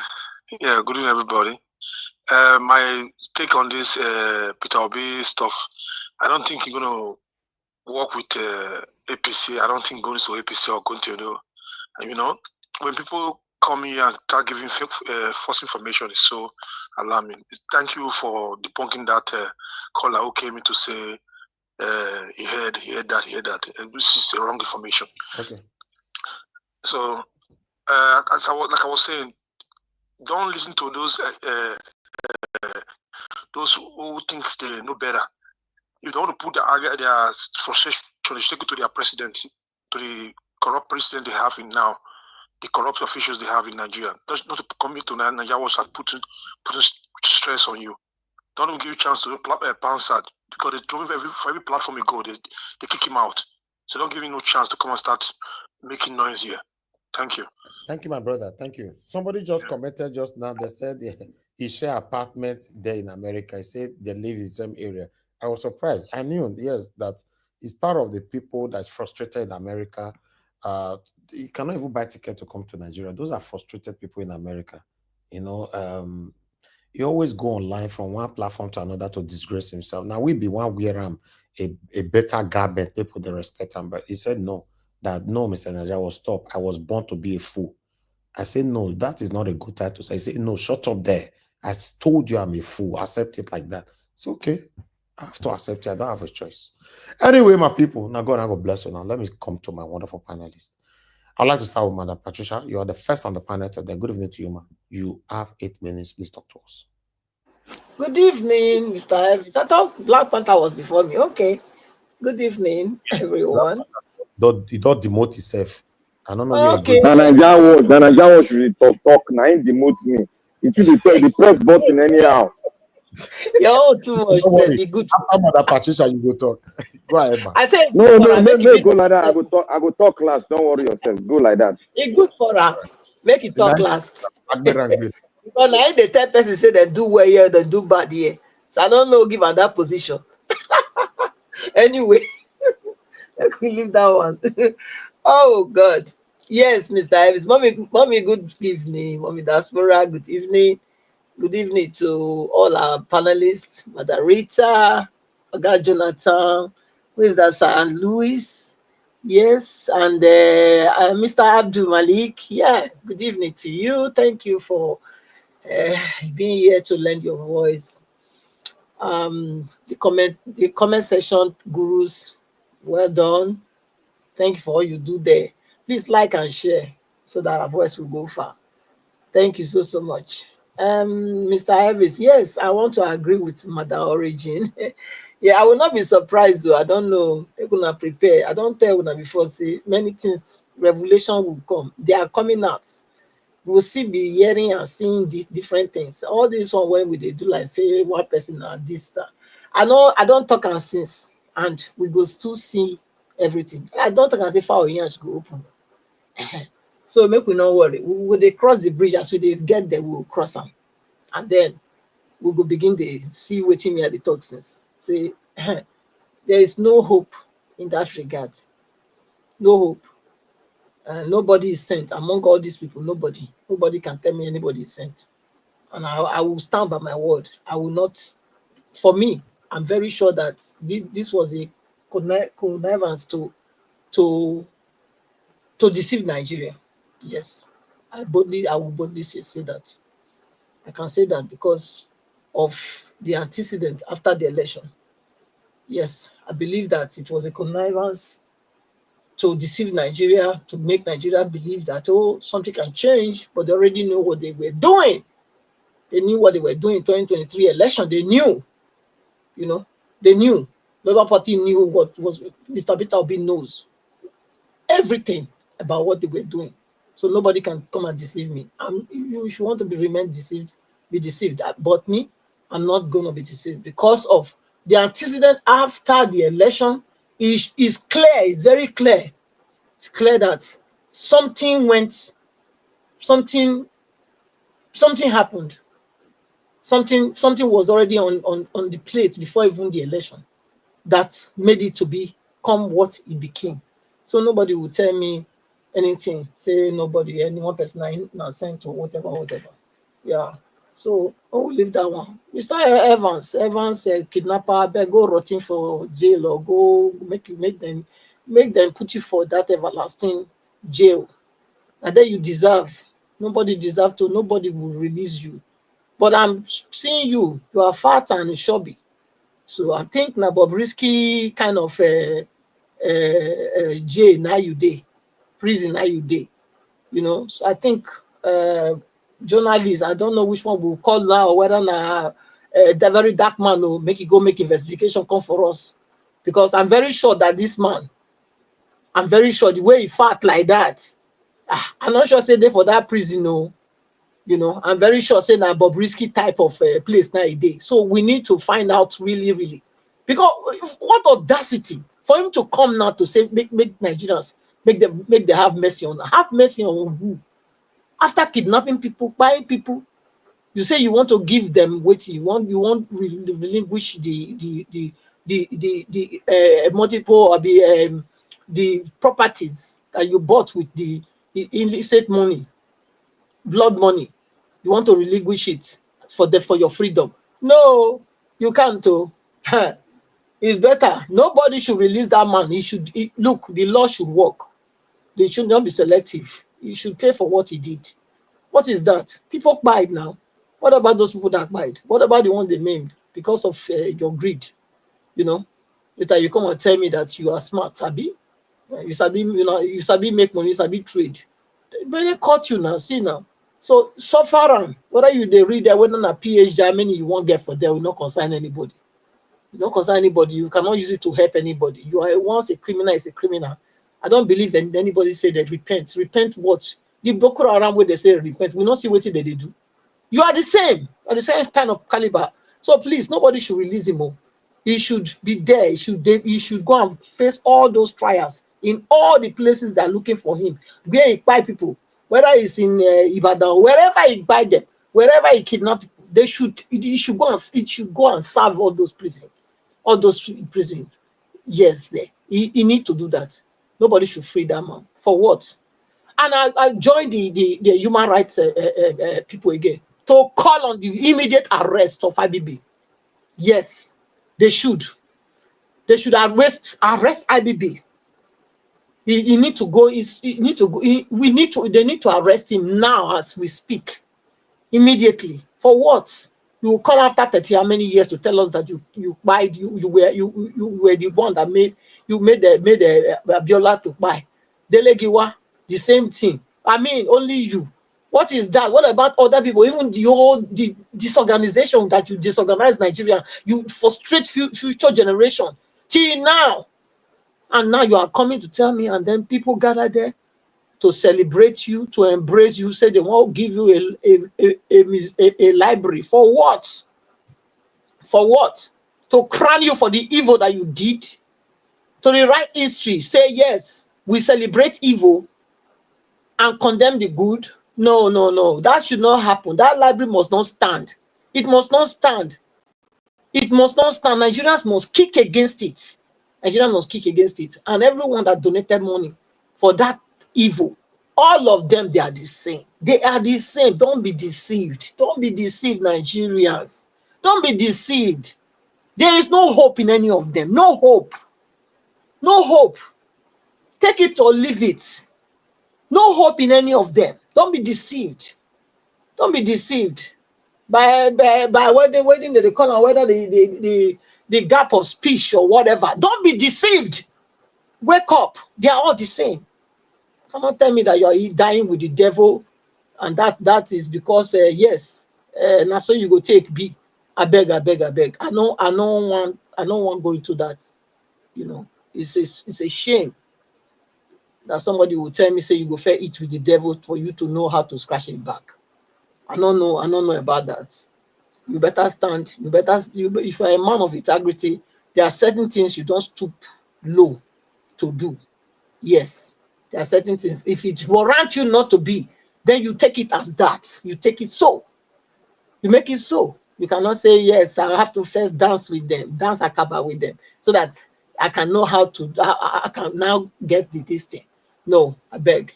I don't believe in that philosophy. I'm not of that. Yes, a truthful person should stay always truthful and clean.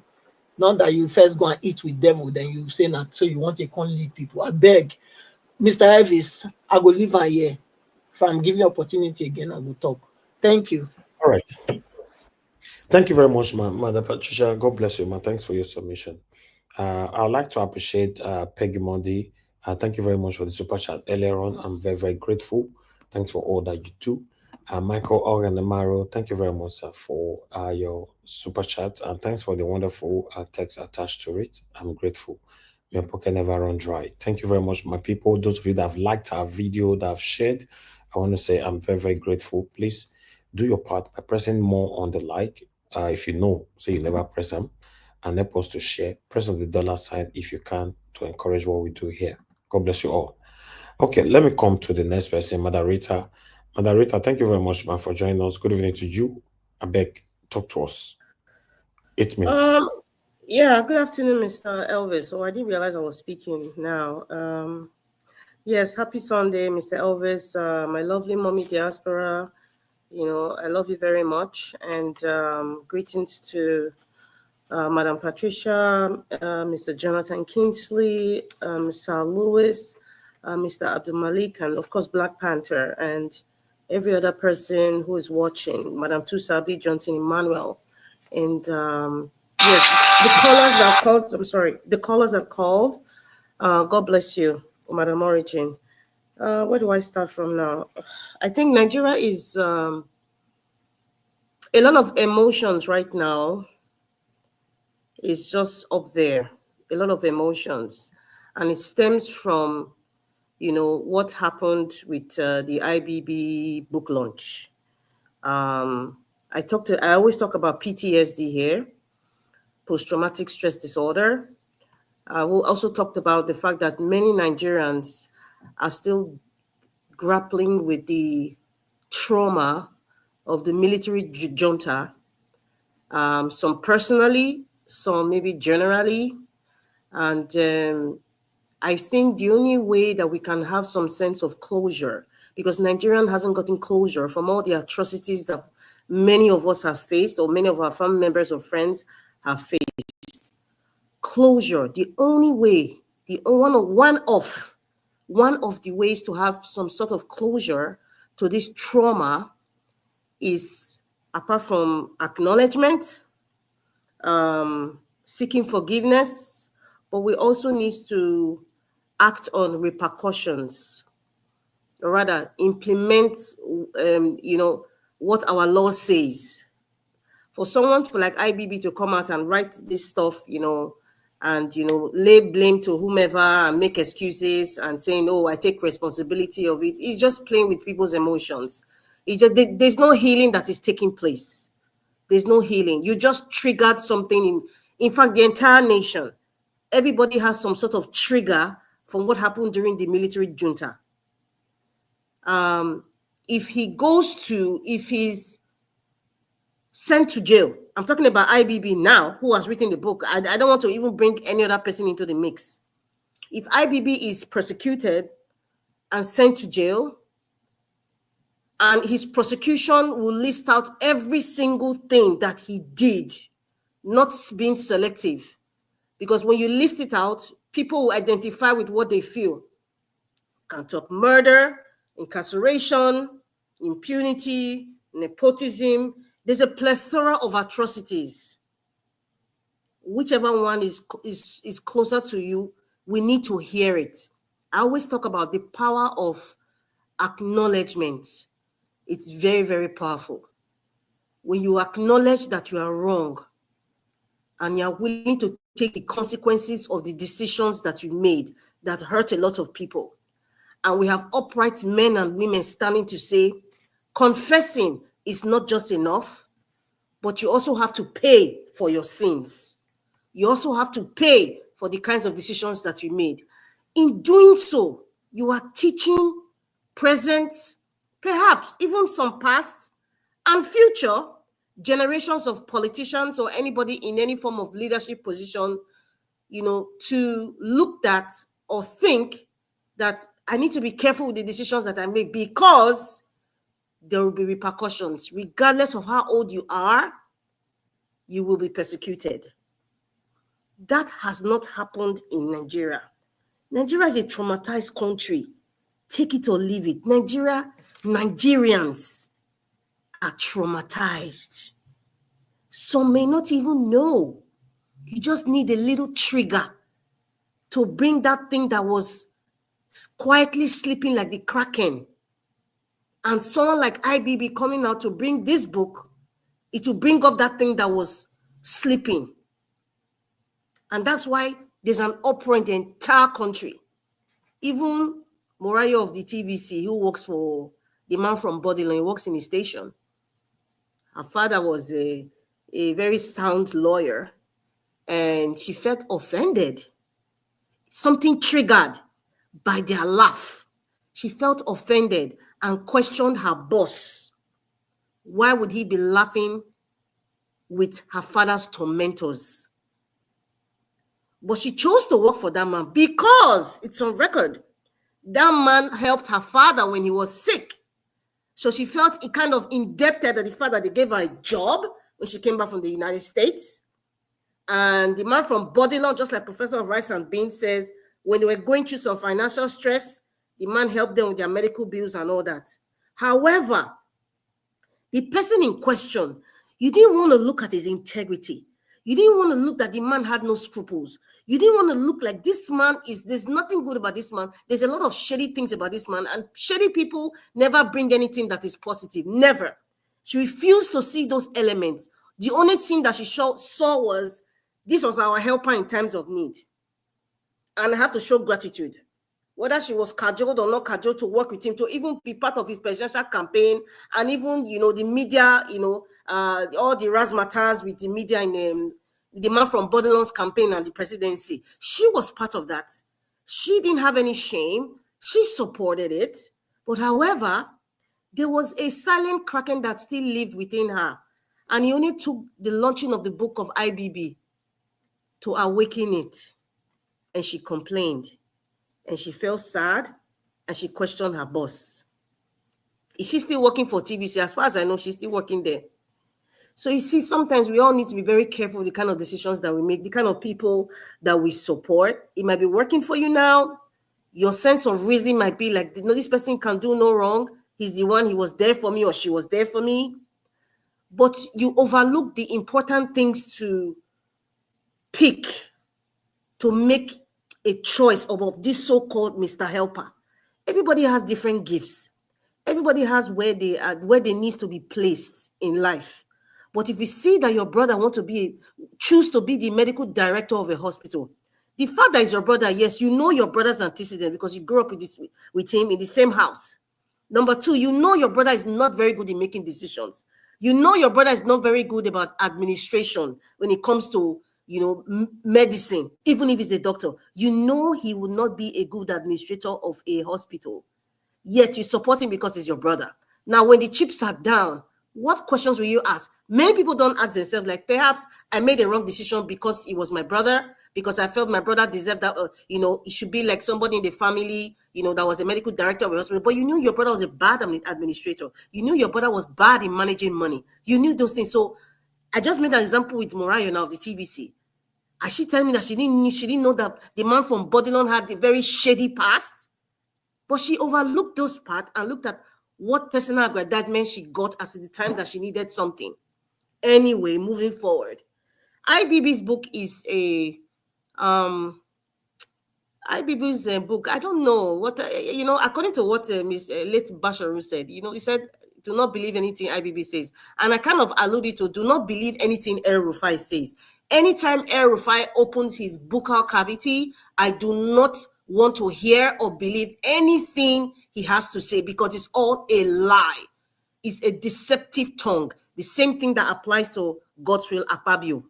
Deceptive tongues never change. They never change. Never, ever, ever, ever change. They never change. So anybody looking at, I don't want to talk about the IBB stuff for now. That's a very long topic. It's an everyday thing because the whole country right now is shaking. Everybody's emotions are dwindling left, right, and center. Things are triggering. It's a whole lot. And we cannot just use one program or several. It's like something like we need to talk forever. We'll be talking about June 12 forever. So it's the same. This IBB book will be spoken about forever until there's healing. And because nobody's being persecuted, there will not be any closure. There wouldn't, including the Abiola family, including the majority of Nigerians, majority of students as at that time who suffered during the military junta, majority of people who suffered from their parents, what their father went through, some didn't see their father, their mothers, some careers were messed up, some were forced to flee the family, and some have never recovered, according to Chris Uwokobia. So there's no healing yet. There's no healing. Giving us a book is no healing, and it's a slap on our face. It's the likes of Dangote and BUI Cement and the rest of them, because who are donating for this so-called library. It's I don't know, it's so rotten. The air stinks, very vile, to even think that people even invite such people to their functions, or you revere them, or you aspire to be like them. It stinks.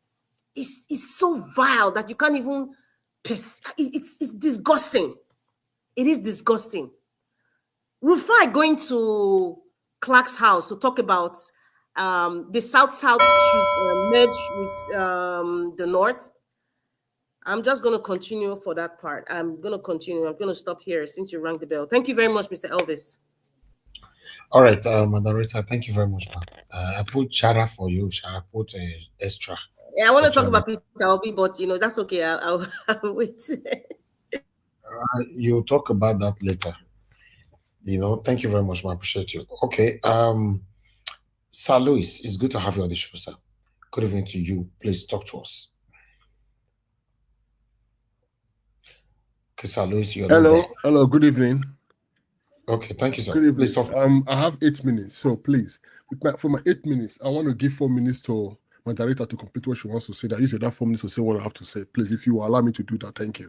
Okay, sure. Moderator, continue. Thank you. Well, so Mr. Lewis, I don't know if you have been in, but I'm just saying thank you very much, sir. Okay, Bataki.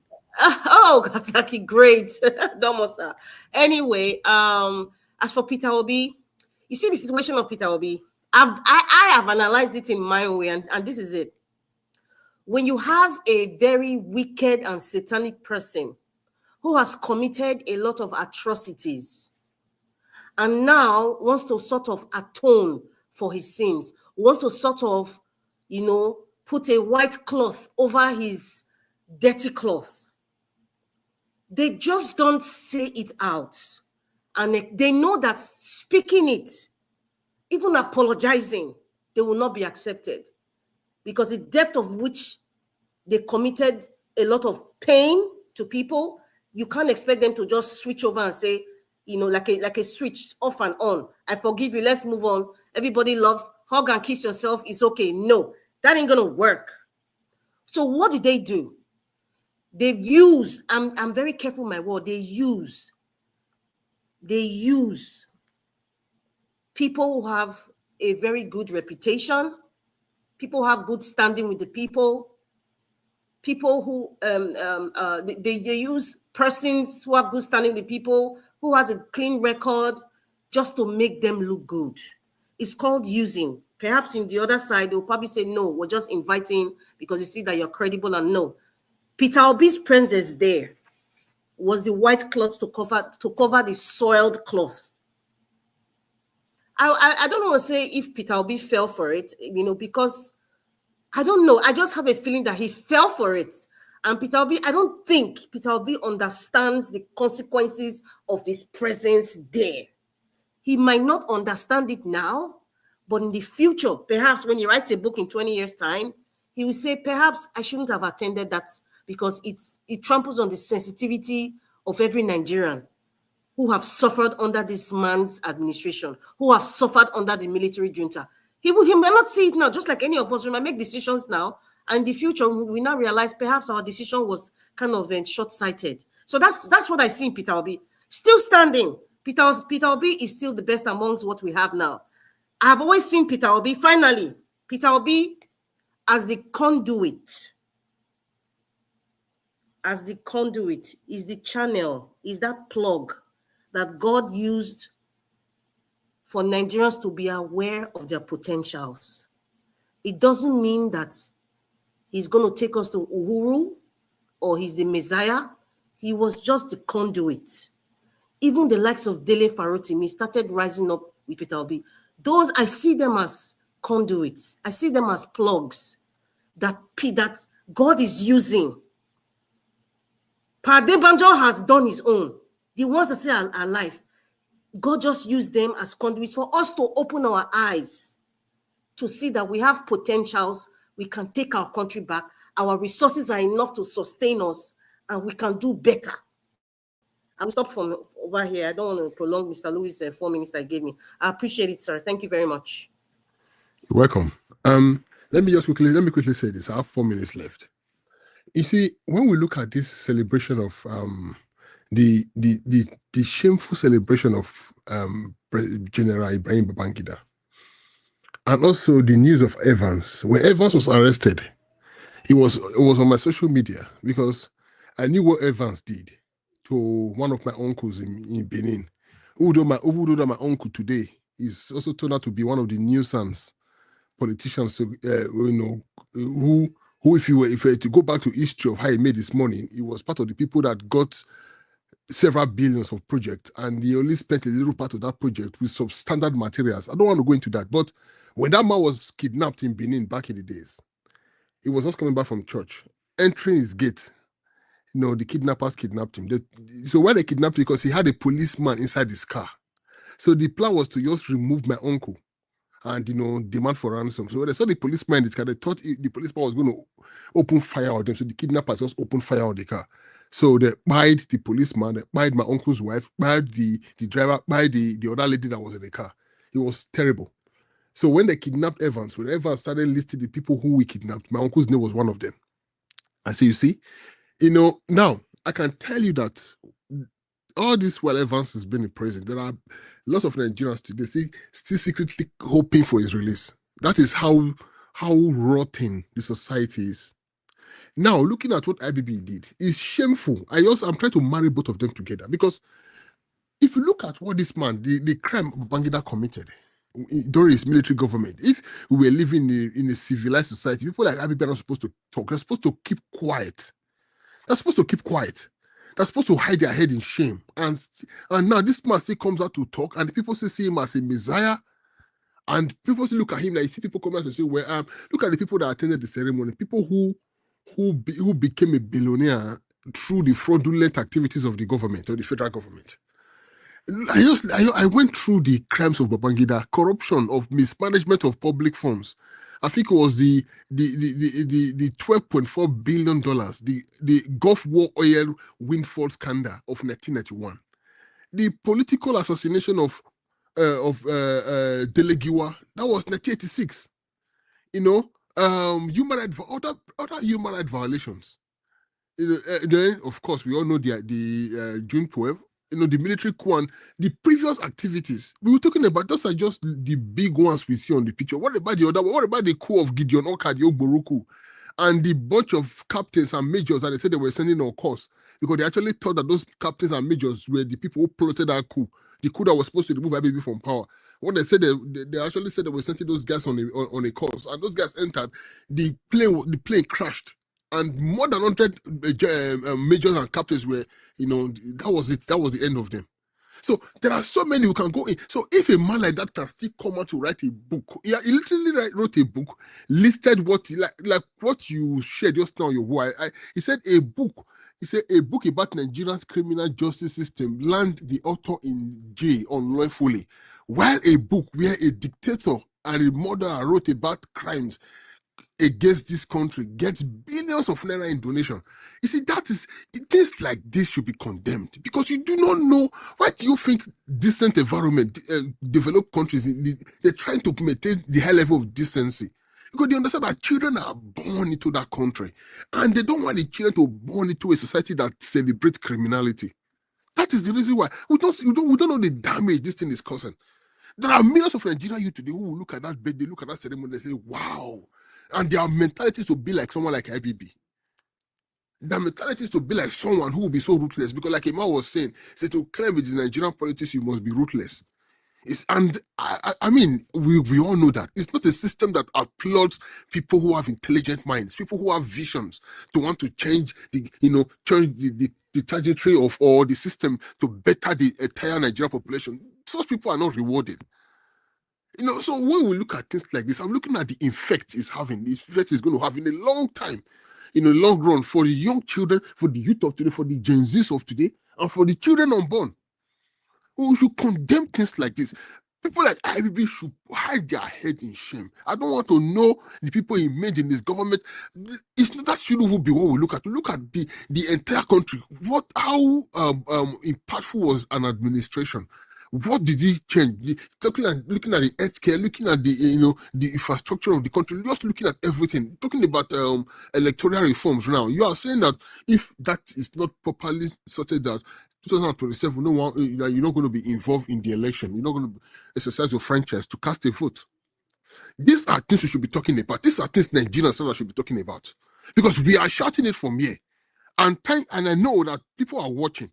But the systems, the churches, the institutions, because Nigerian people are divided religiously. You have the ones that follow Islam, the ones that follow Muslim. If these institutions, religious institutions, do not work together to uphold, transparency, to uphold, my time is done, to uphold, godliness, forget it. The country is finished.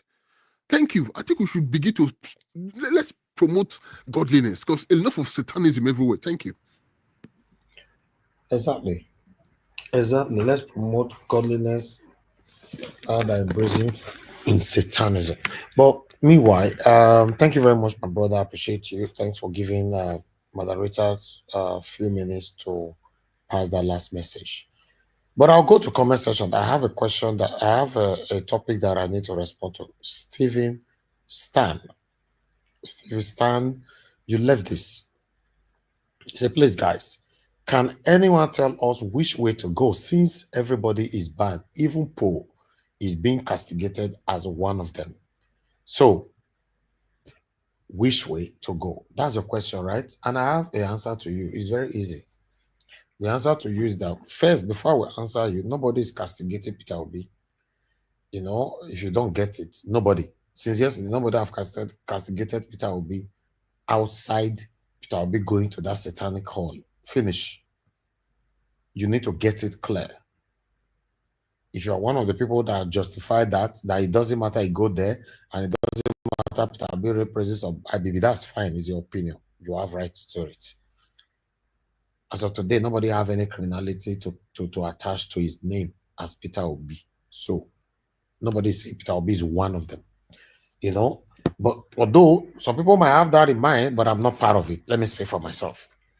Then for your answer, for your question, and the answer is straight.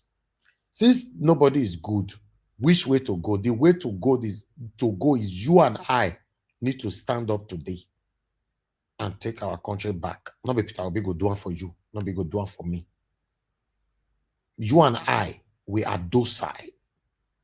We are cowards. Let's wake up from our slumber and take our country. That is the way to go. The only way to go. So Peter Obi is only putting himself as a bishop. He have right to say, I'm not contesting anymore. I want to go eat at the DM for house. I know, wait to concern, I not concern me, go off the phone. Now you and I still decide this situation. So that's the answer. No other answer. Thank you. Call on the next person to talk to us. The next person to talk to us, Abdul Malik. If you are there, sir, good evening to you. You're always there anyway. Abdul Malik is the only person on this platform and few others. Madarita as well. You know that you call, they must be there to answer you, no matter what. If you call, you go there, you know. But the rest, you know, you go ring bell, ring forever for 78 years. They're not there. Hey, voila. So can't come back and say, I was cooking black soup. I was eating. What do they talk, Seth? I beg, good. Must you talk? You see you now everywhere. Most you My talk. own not the reason. You are just doing divide and rule here. It's a big divide and rule. See, No, then now call only this, you not go answer. Now ladies are not you you the answer. You will be black soup now. You know the green answer call until they call you early more. Hey, you wait for table before you go answer. You see, they castigate other people. Brother, I bet let me give person where he get credit. He deserve a credit. Abdul Malik, I bet talk to us. Thank you, my brother. Yeah, good evening, Mr. Najawo, and good evening, everybody in the panel. Good evening, Nigerian. Peter Obi close LP PA, Decamp to APC. We have many more to decamp, not only this man. Because in Nigeria, it's just like, APC now, they are the ruling party in Nigeria, right? The people in Nigeria, they don't really fight for the Nigeria people. They are fighting for their self-interest. That is the reason why they don't care what party is leading or what party they will decamp to. Anywhere belefi, just like a prostitute. They don't care what. I don't really understand the country we are living. How can Nigeria now look at APC, what they are doing? But Labour Party, why this man now they can? If you ask him now, he have no tangible reason that will tell you why he decamped to APC. It's just because of APC, they are the ruling party. That is the reason why he decamped today. There is no tangible reason we give you the reason why he decamped. We don't fight for the country. We are fighting for our self-interest. Almost 99% of Nigerians. That is the reason why the country is not moving. We don't have one mind. We don't have one say. That is the reason why the country is still where we are today. IBB issue, you see, IBB needs to be prosecuted. But the question is, even the people that will prosecute, is it not the one that they are they are making joke between themselves? The former vice president and the president currently is that they are cracking joke. Something that Nigeria is a country as essential something we don't take it serious. It's something that is not necessary we are taking serious. Something that is not important. But the important something we don't take that serious. Till today, Abiola family they are still in pain because of their loss of their father. But this man, he came out what he did last time. But now you see nobody. There is nothing. They will not prosecute this man. They can never prosecute him because they can never prosecute him because of their evil doing, evil attitude. This is the country we find ourselves. We celebrate criminality and evil people. Now you see, there is something I want to say.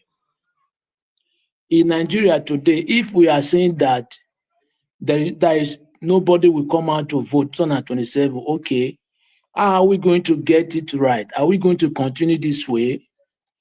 The question is because of why these people are taking advantage of our youth is that they know that we are divided, we are not united, we don't have one mind, we don't have one say. Just because of some of us, we are betrayers, they can buy us easily. Okay, now, how are we going to take our country back? The question is for everybody. Look at what is happening in Nigeria today. We celebrate evil something, not evil something. Look at what happened to Rotimi that time. Rotimi Abi, look at the book he wrote about criminal justice of Nigeria. But you see that book, it did not. They come against him. But now somebody who is the main person, Babangida, that kills souls. He derive our citizens from their right. That is 1999. Now they are celebrating the man. We celebrate criminality and evil something. How are we going to get the country good? How? It's a problem for everybody. I don't really know because the country we are living today. Now, the question is this. If really we don't want to come out to vote, okay, what are we going to do? What is the next step to make? For me, I don't know. If you tell me I will not come out to vote or I will not tell people to come out to vote, what am I going to do?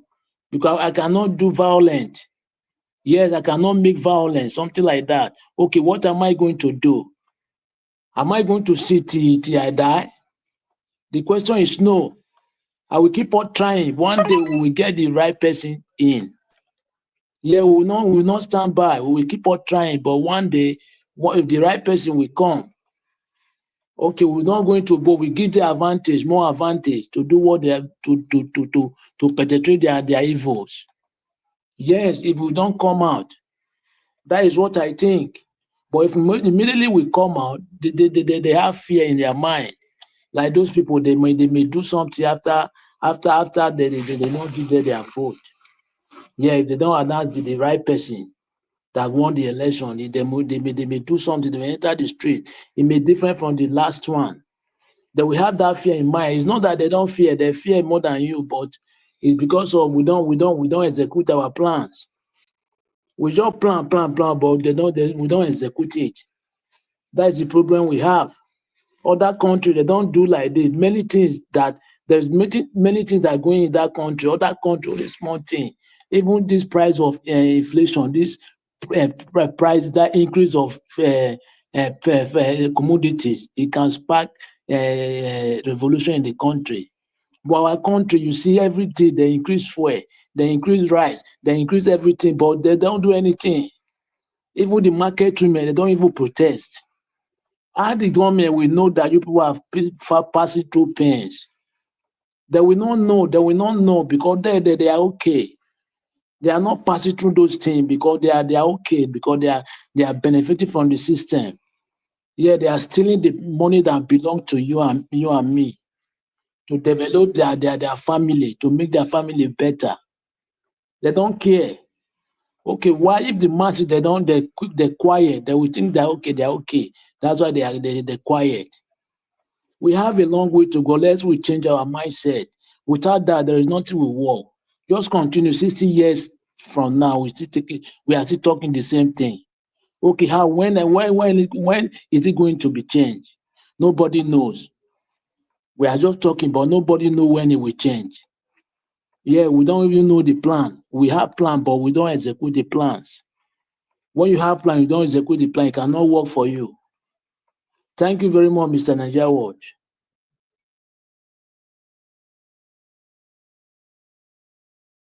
All right. Thank you very, very much, Mr. Abdul Malik. You ask a question, and I have an answer to it.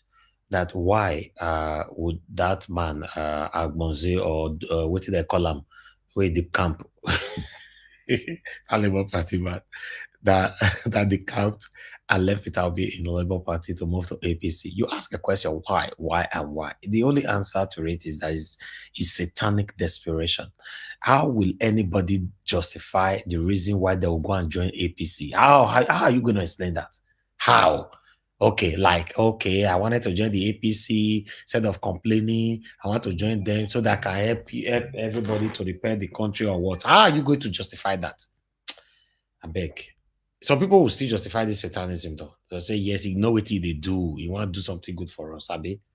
Anyway, let's move on. Mr. Jonathan, it's good to have you on the show, sir. Good evening to you. I beg, talk to us, sir. Thank you very much.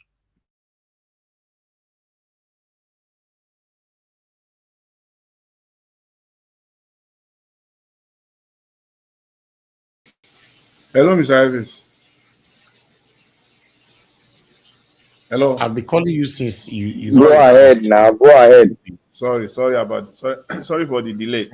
I greet you, Mr. Elvis. Happy Sunday, and fellow panelists. I greet you all.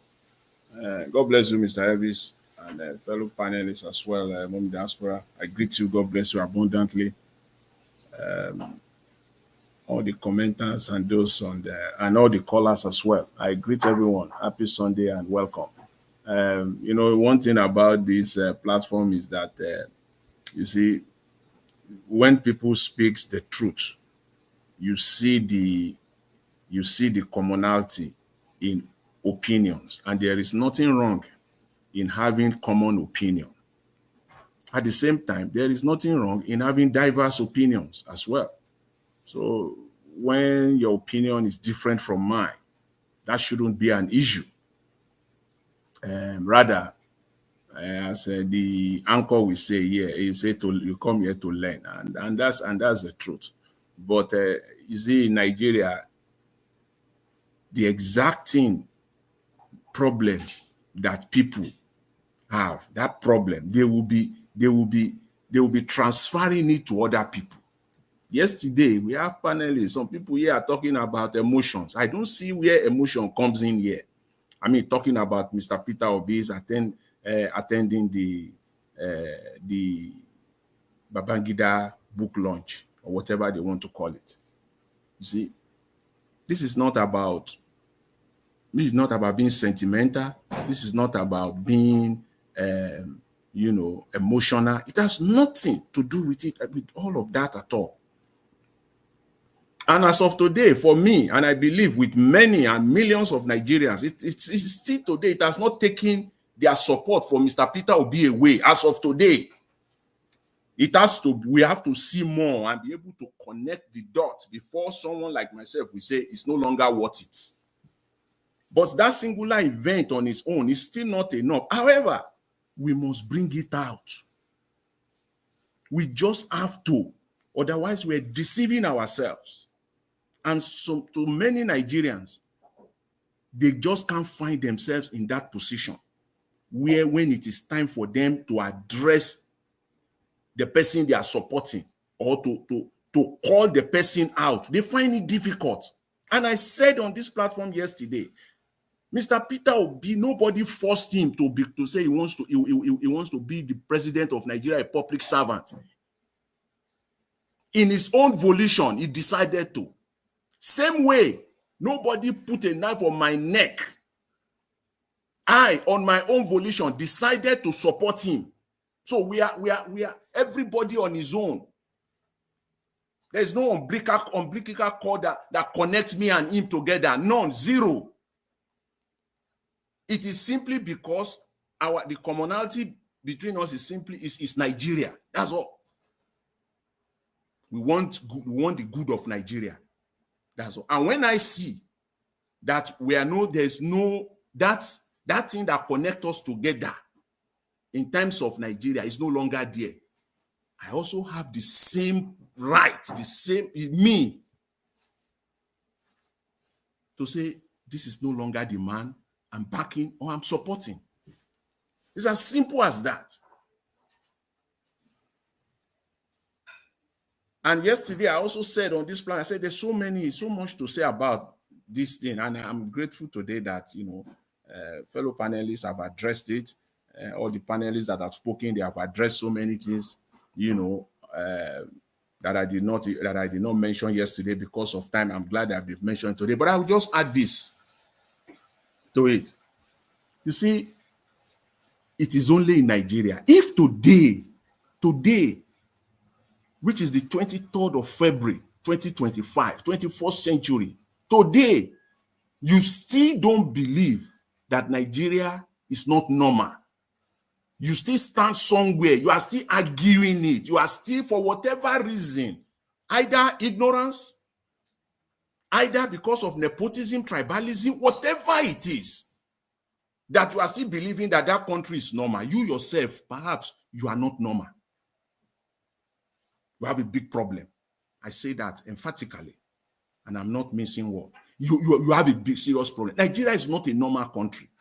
Where on planet Earth will you see a country that a dictator will have the audacity to say he wants to have a presidential library? Please mention one country for me in the entire world. Perhaps I don't know. We're here to learn that a dictator, somebody said it, I think it was Mr. Hike. That's why I said I'm grateful to fellow panelists that have spoken earlier. People like that should bury the minimum he will do is that he will bury himself for life. Like nobody will even know where, they will not even know his address. Apart from his family. He will just keep quiet for life. That is the respect you can give Nigeria and Nigerians. That's it. But because it is not a normal space, that is why they are celebrating this. Again, my fellow panelists said, somebody wrote a book about the criminal justice, the Nigerian criminal justice system. He was locked up. So a dictator is being celebrated. Just look at the contracts. And then you say that the country is not normal and you still want to have a different opinion on that. Something is wrong with you. Presidential library. Do you know what presidential library means? It is about setting the record. It is about history that generations and generations and generations, in fact, generations upon generations unborn, they can go back and they can study and they can learn. It is not fitting for a dictator for that matter. Okay, let's even leave it aside. Okay, not a dictator. Someone who did not get into power through a peaceful process. Someone who was not elected. Someone who got into power through the barrage of the through maximum force. And he has the audacity talking about presidential library. As I said, presidential library is about history. You shape it. Is how you want your history to be told. So it is Babangida that will now tell us. So people see how the distortion of history. Having ruined the country, it is not enough for them. It is now to distort history, destroy history, write it their own way, so that university students can enter into that library for project or whatever, for their thesis, for PhD students can enter into that library, and they will be reading distorted history.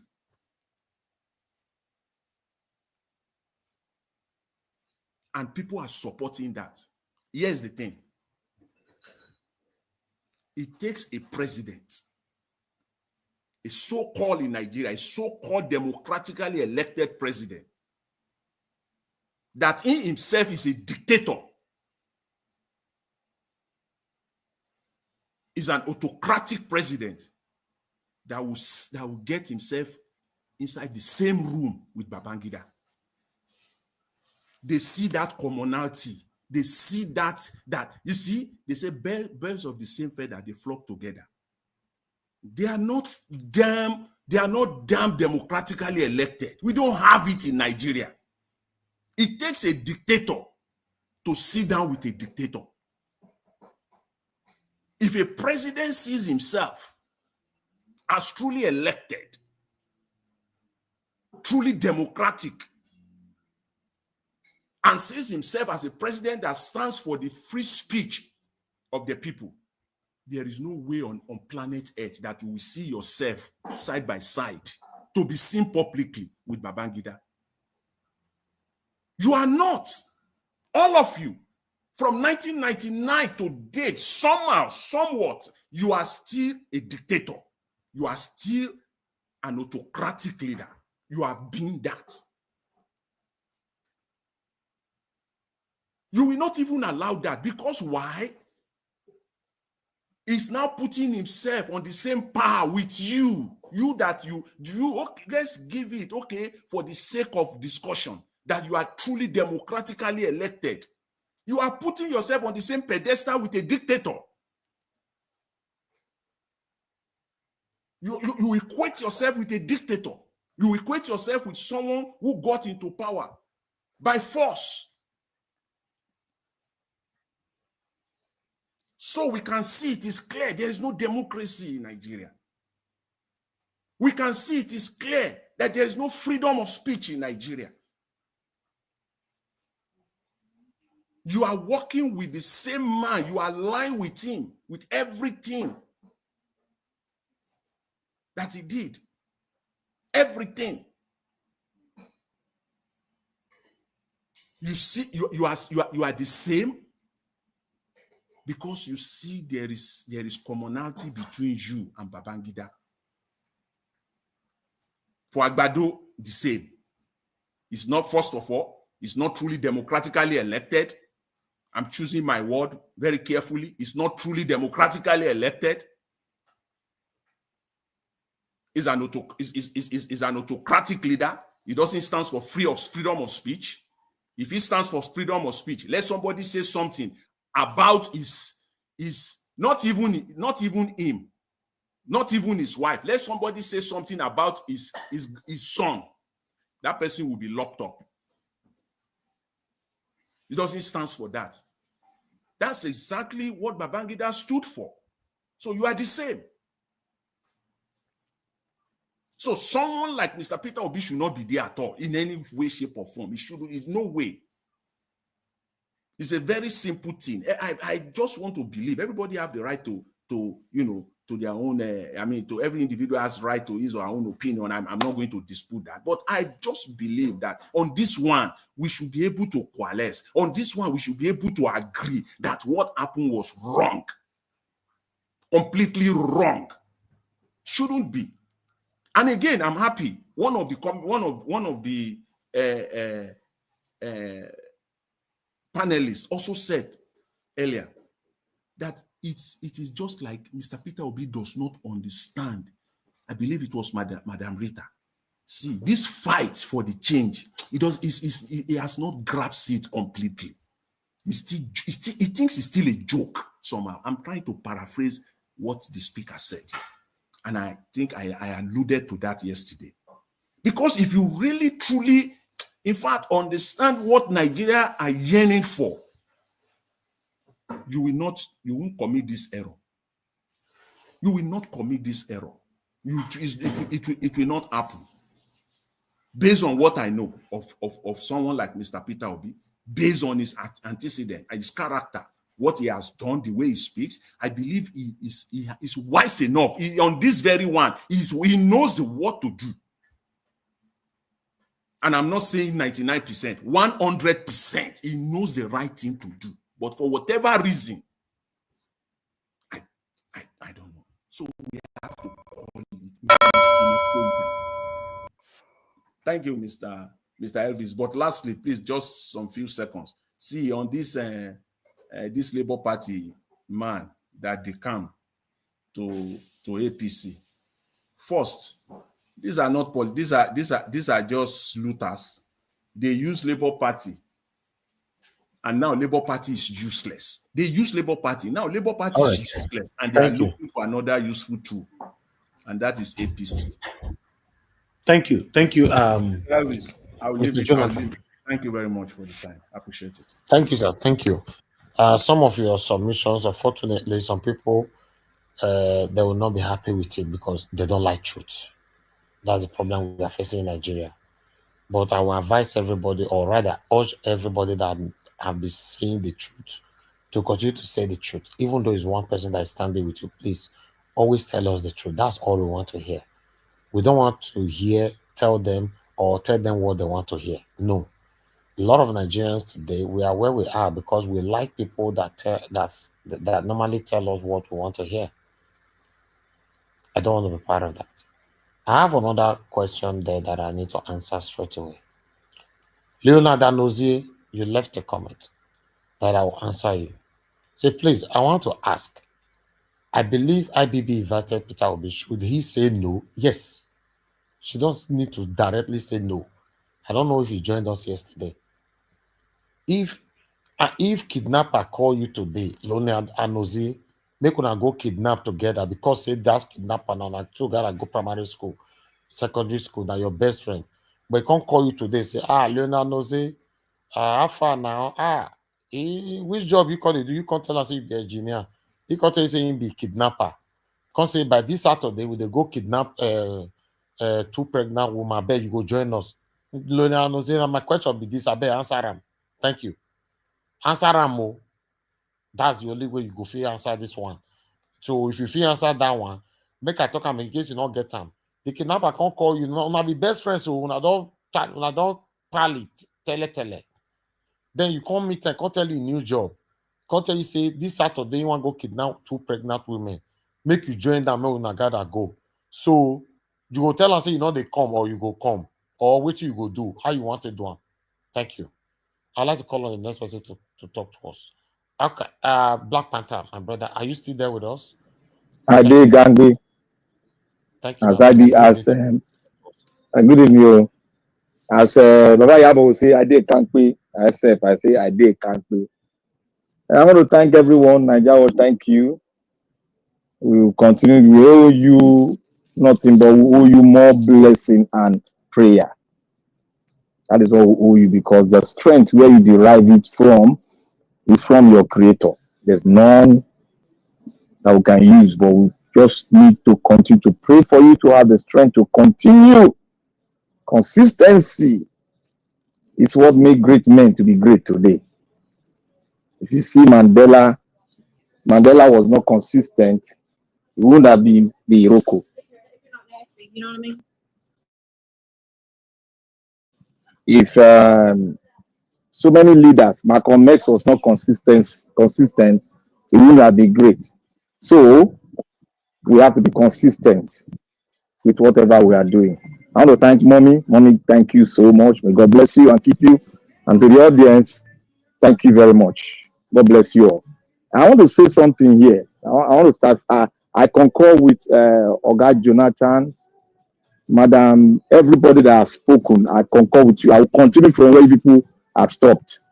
Some people came from the medical point of view, which is absolutely right. Madam Rita, you are superlative today. You went into an area where people don't like going into, and you were simply good there. And I want to thank every other person and the listener. I want to say from here now is that I want to start from history.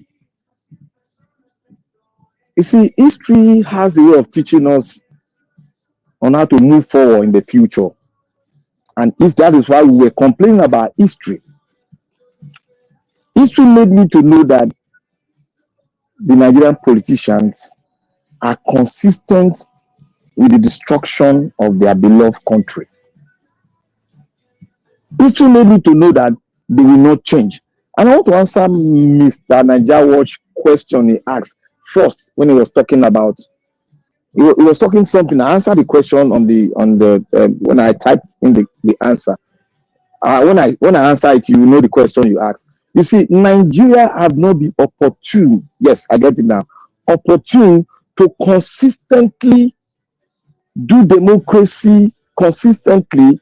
Apart from now, when we had independence, there was a lot of destruction. We have not perfected the good way of democracy, but what happened was destruction, and it led to First Republic, Second Republic, Civil War, and so other things. It is now that we are beginning to be consistent. Even the Shagari one was not even consistent. There was a breakup of military regime by military regime. It is now that we have been consistent, and our consistent, we have not been able to found a country yet.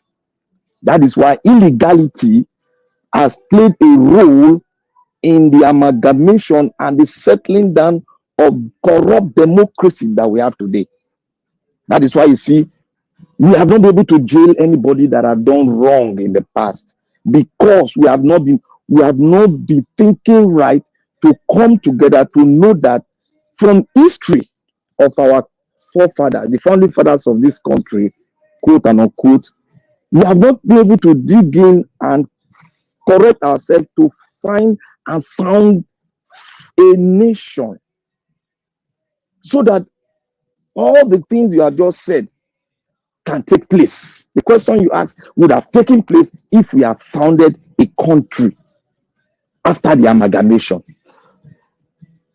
But we have not been opportune. The opportunity we got, we have made a mess of it by allowing corruption corrupt the system. I wouldn't blame us. It was the insurgents of the military regime that established corruption, and the politicians took over it and they dragged it in and organized another division called the tribal enclave of the entire Nigeria system. Now, Madam Patricia, you see, in America, I was thinking that the ideologies that was made cannot make people to change party. I was giving them 100%, but that was wrong of me. And that was wrong of many people.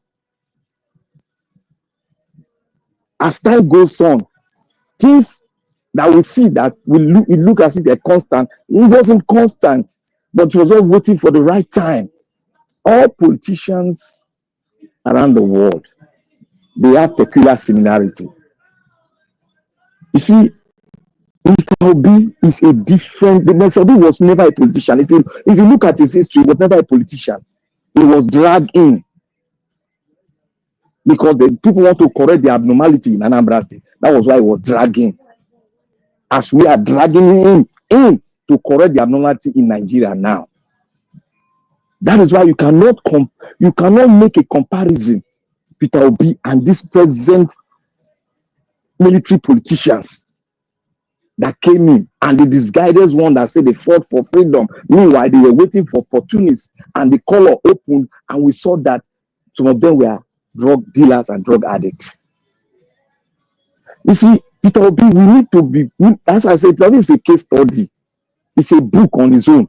We need to study him. If we are putting him in position of it, we can criticize him deeply, but we cannot put him in the same position with what we have now, because he doesn't even have any record to compare him and contrast with them. But what he's doing, we are trying to castigate him so that he cannot go and kiss the ring of the king.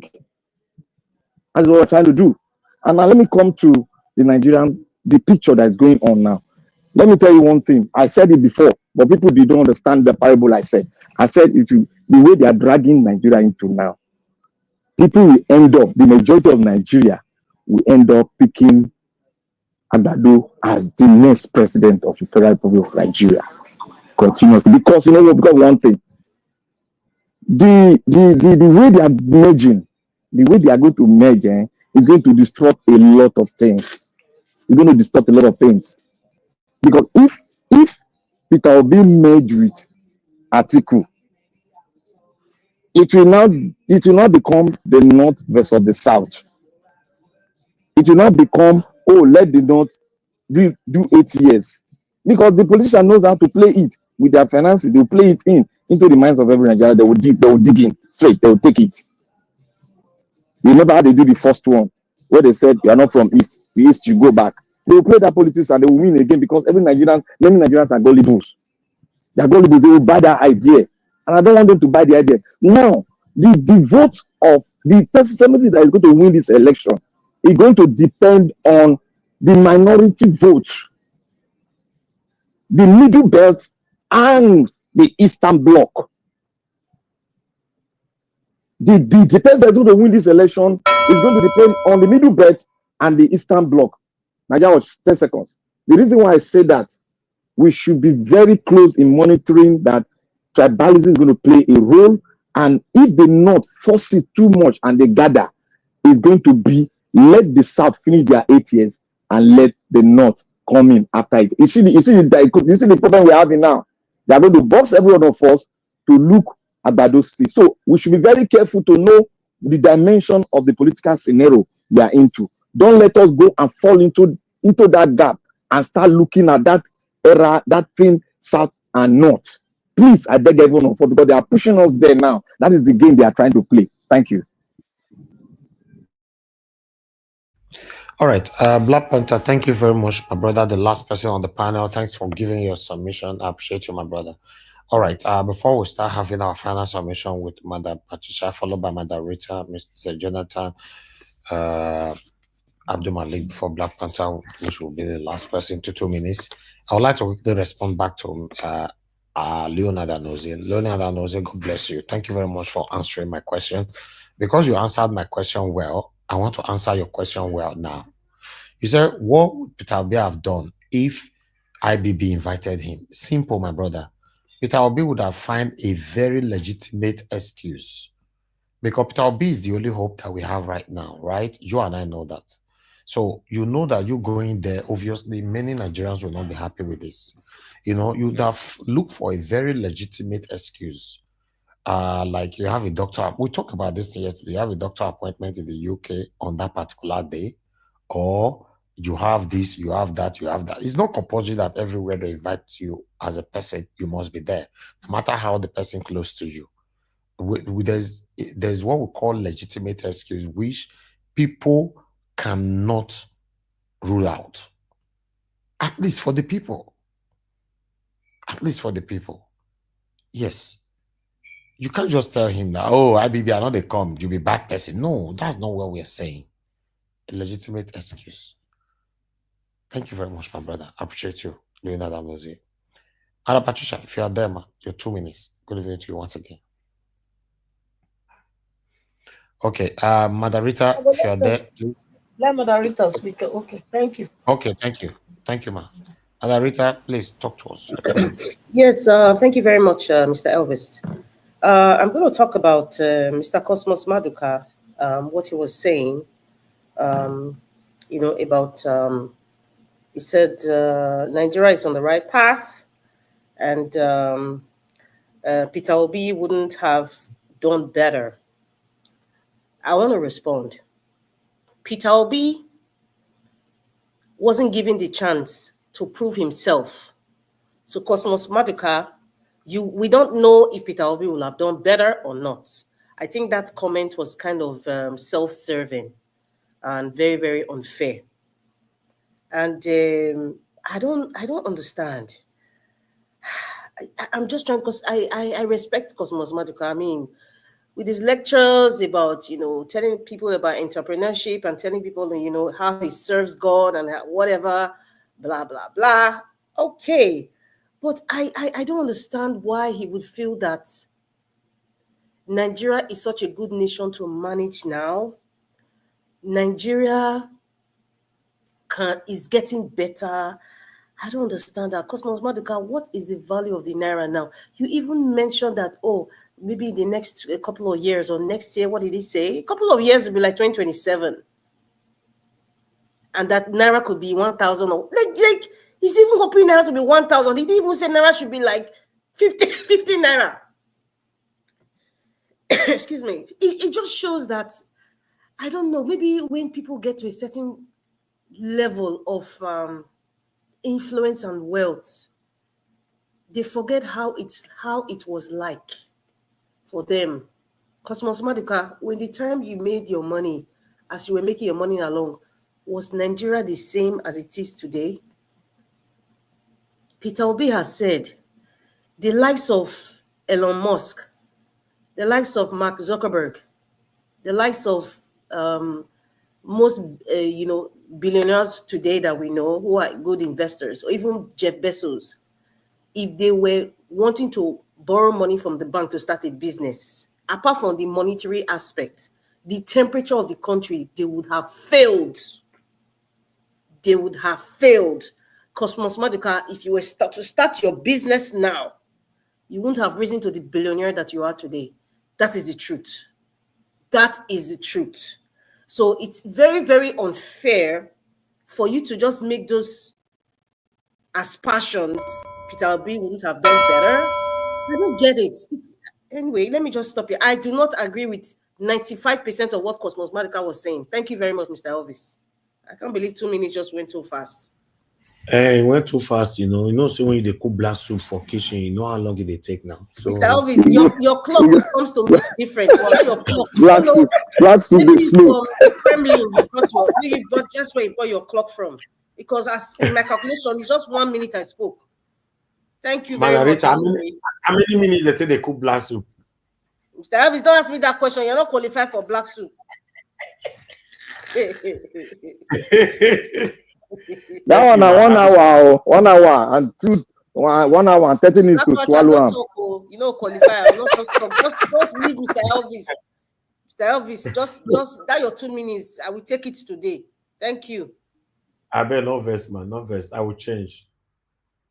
Thank you very much, my people. I appreciate you all. Moderator, don't talk to us for today because I don't want to work with them. This is almost 4 hours. I don't say my whole presentation they take up 1 hour 30 minutes. I know IBB, but still, some people have advised me so many times that to make my presentation just 20-30 minutes. How is it possible?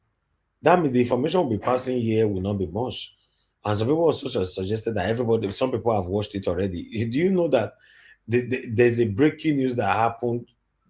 In fact, this Babangida, this thing will happen. So do you know that there are still Nigerians we don't know say this thing happen?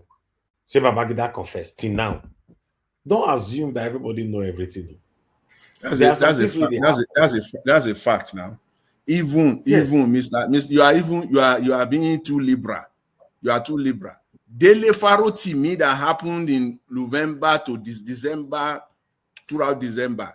If you enter streets in Nigeria today, there are still Nigerians. You'll be amazed. Millions of them. They will say, what really exactly happened? They don't even know the name, who is Dele Faritimi. That's the funny part of it.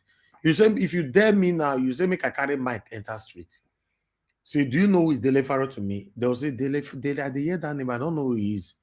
So don't assume, see, because I see some people sometimes they post something on our group. So I'll say, no, this is an old video. Old video, how? Nothing is old. Except the person tell you, say, this video happened today. Hey, you can say, no, it did not happen today. Say, person post and say, don't post old video. Why not? Some people never see them. That's just it.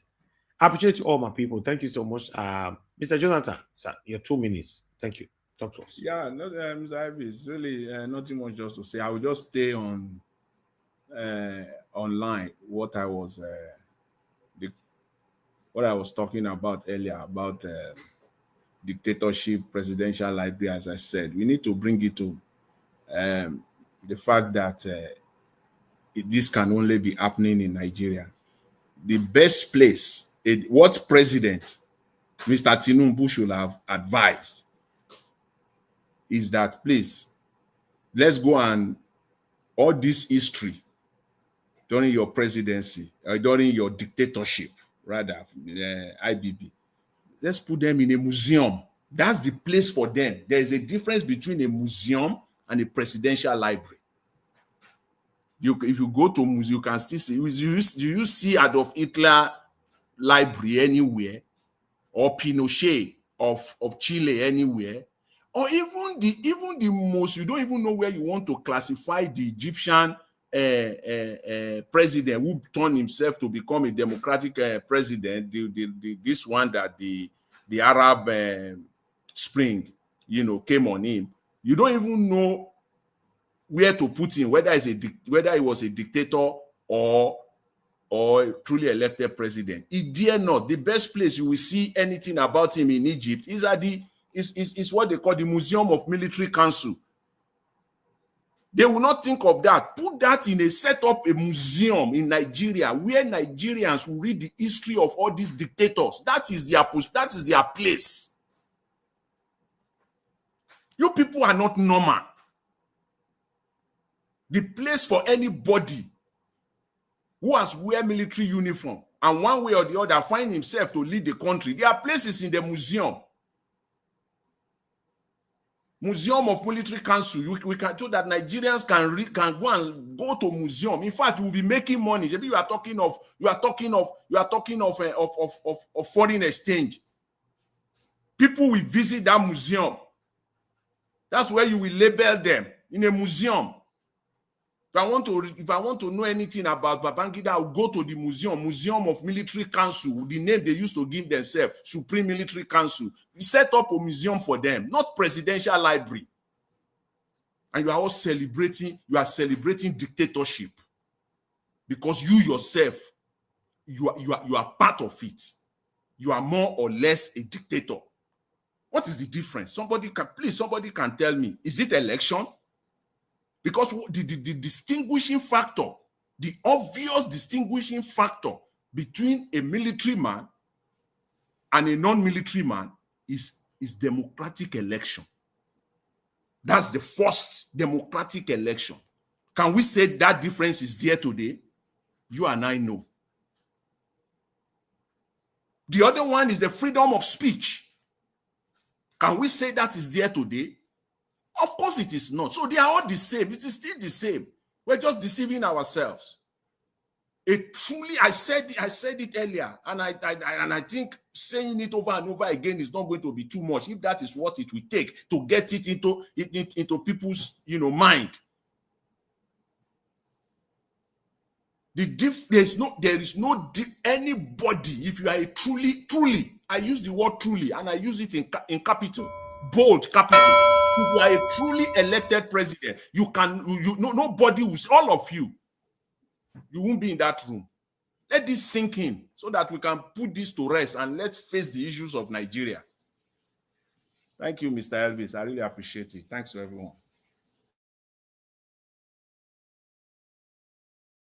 All right, thank you, Oga Jonathan. Thank you very much, sir. I appreciate you. In fact, Mr. Elvis, please, you used to say that also. You said the place for all the criminals of Nigeria is a museum. I just remember now. You used to say that. Said their place is a museum. That you should put a museum there for them so that people can go and watch them. Now who go put am for museum? Now be the question of debate. When we talk am, now say we know love am. Museum. They go wear pampers. They go wear white pampers. Not presidential library. The only people where go put am for museum now the military guys. When we have a strong military men, now they go fit do am. Black Panther, give us your 2 minutes now. Thank you. Remain 1 minute for your 2 minutes. Go Which ahead. 1 minute? Not just use that one before I send you spiritual this, Oh yeah, go ahead now. Talk to us. Oh yeah, I want to thank everybody again. You see, look, let us forget Babangida. Let us, because when I saw it and what I spoke about him, what he did after the June 12th, people are going deeper into it. People are going deeper. Like, see what Agbakoba said. People are going deeper because, and Madarita said something. People are shocked. It's a shock because people are celebrating that man. That's same people that were fighting him, now they are celebrating him. Now I want us to forget that man. Now let us think on how we are going to do it. Let us think. Let us go into our thinking room. Let us go into our research room. Let us go into other parts of where we can get some ideas, where we can throw out that can be the narrative to do this thing. Because anything you said out of anger or passion, it cannot happen in the scene where we have now. What we should be thinking now is the game they are playing. We should be ahead of the game. They are playing one card, which I mentioned here. If people are still thinking that the election is going to go straight, if they go with the way they are going, Obi definitely is going to join another party. And I see Obi joining PDP back. I see Obi joining PDP. But I don't know the game is going to play. But we are going to take a risk. The risk we are going to take, people might not like it, but we need to take a risk to get to where we are going. And that risk will be it's a big time risk. We need to take that risk. But I know Obi is going to jump camp to PDP. And if Obi join PDP, because I don't see Obi joining APC, if he join PDP, oh my God, the country will split to two, and the minority will determine who is going to be the election, because there's going to be rigging in the north. But in the south, it will be a massive voting for Agbado. My brother, let's go and think. I have sat down to think myself, but I've not finished thinking. But we need to think, because what I just said now, this is the game they are trying to play. They are trying to divert attention while they are planning ahead of us. You see El-Rufai coming out to say, I forced this man to become president, while Atiku is still calculating how he go to force Obi. So these are the things that I'm thinking. So, Majawash, God bless you. Majawash, you said need to go think. You need to go read our history well. Not be only us going to think. You need to go read our history, make you give us some idea, because it's going to be all inclusive now. We need to be ahead of what they are doing, because they are planning.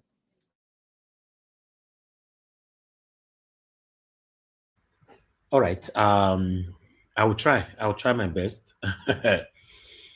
My brother, thank you very much. We are learning from each other here. Sometimes when you guys speak, I prefer to listen. Black Panther, thank you very much. Abdul Malik, sir, your final submission, 2 minutes. Yeah, good evening once again, Mr. Evis. You see, this Babangida issue, even as we are talking today, as at now, Babangida is in the wheelchair. I don't know what we are fighting for in life. And currently, that Niger state, right? Terrorists are terrorizing there every time. But now he cannot do anything. And you know how many souls he lost, right? Today, Babangida is in the wheelchair. What are we looking for in life? Tell me, what are we looking for? Why can't you make the life of the people better in the country when you are in government, when you are in regime then? But now you came out to confess. It's late. It's late. Go to where Abiola is and confess to Abiola and seek forgiveness for him. It's no way. It is late already. Today now, European they are still angry with what Adolf Hitler did, because he set their population back. That is why you see they support Ukraine, they don't support Putin in this war. What are we looking for in life? Nigeria is a country where we support evil things. We need to change all those things. No, it's not helping anybody. This is what keep where we are today. We don't. How many years are we going to spend this? Yes, 100 years.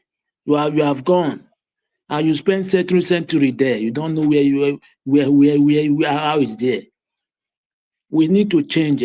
Thank you very much, Mr. Elvis.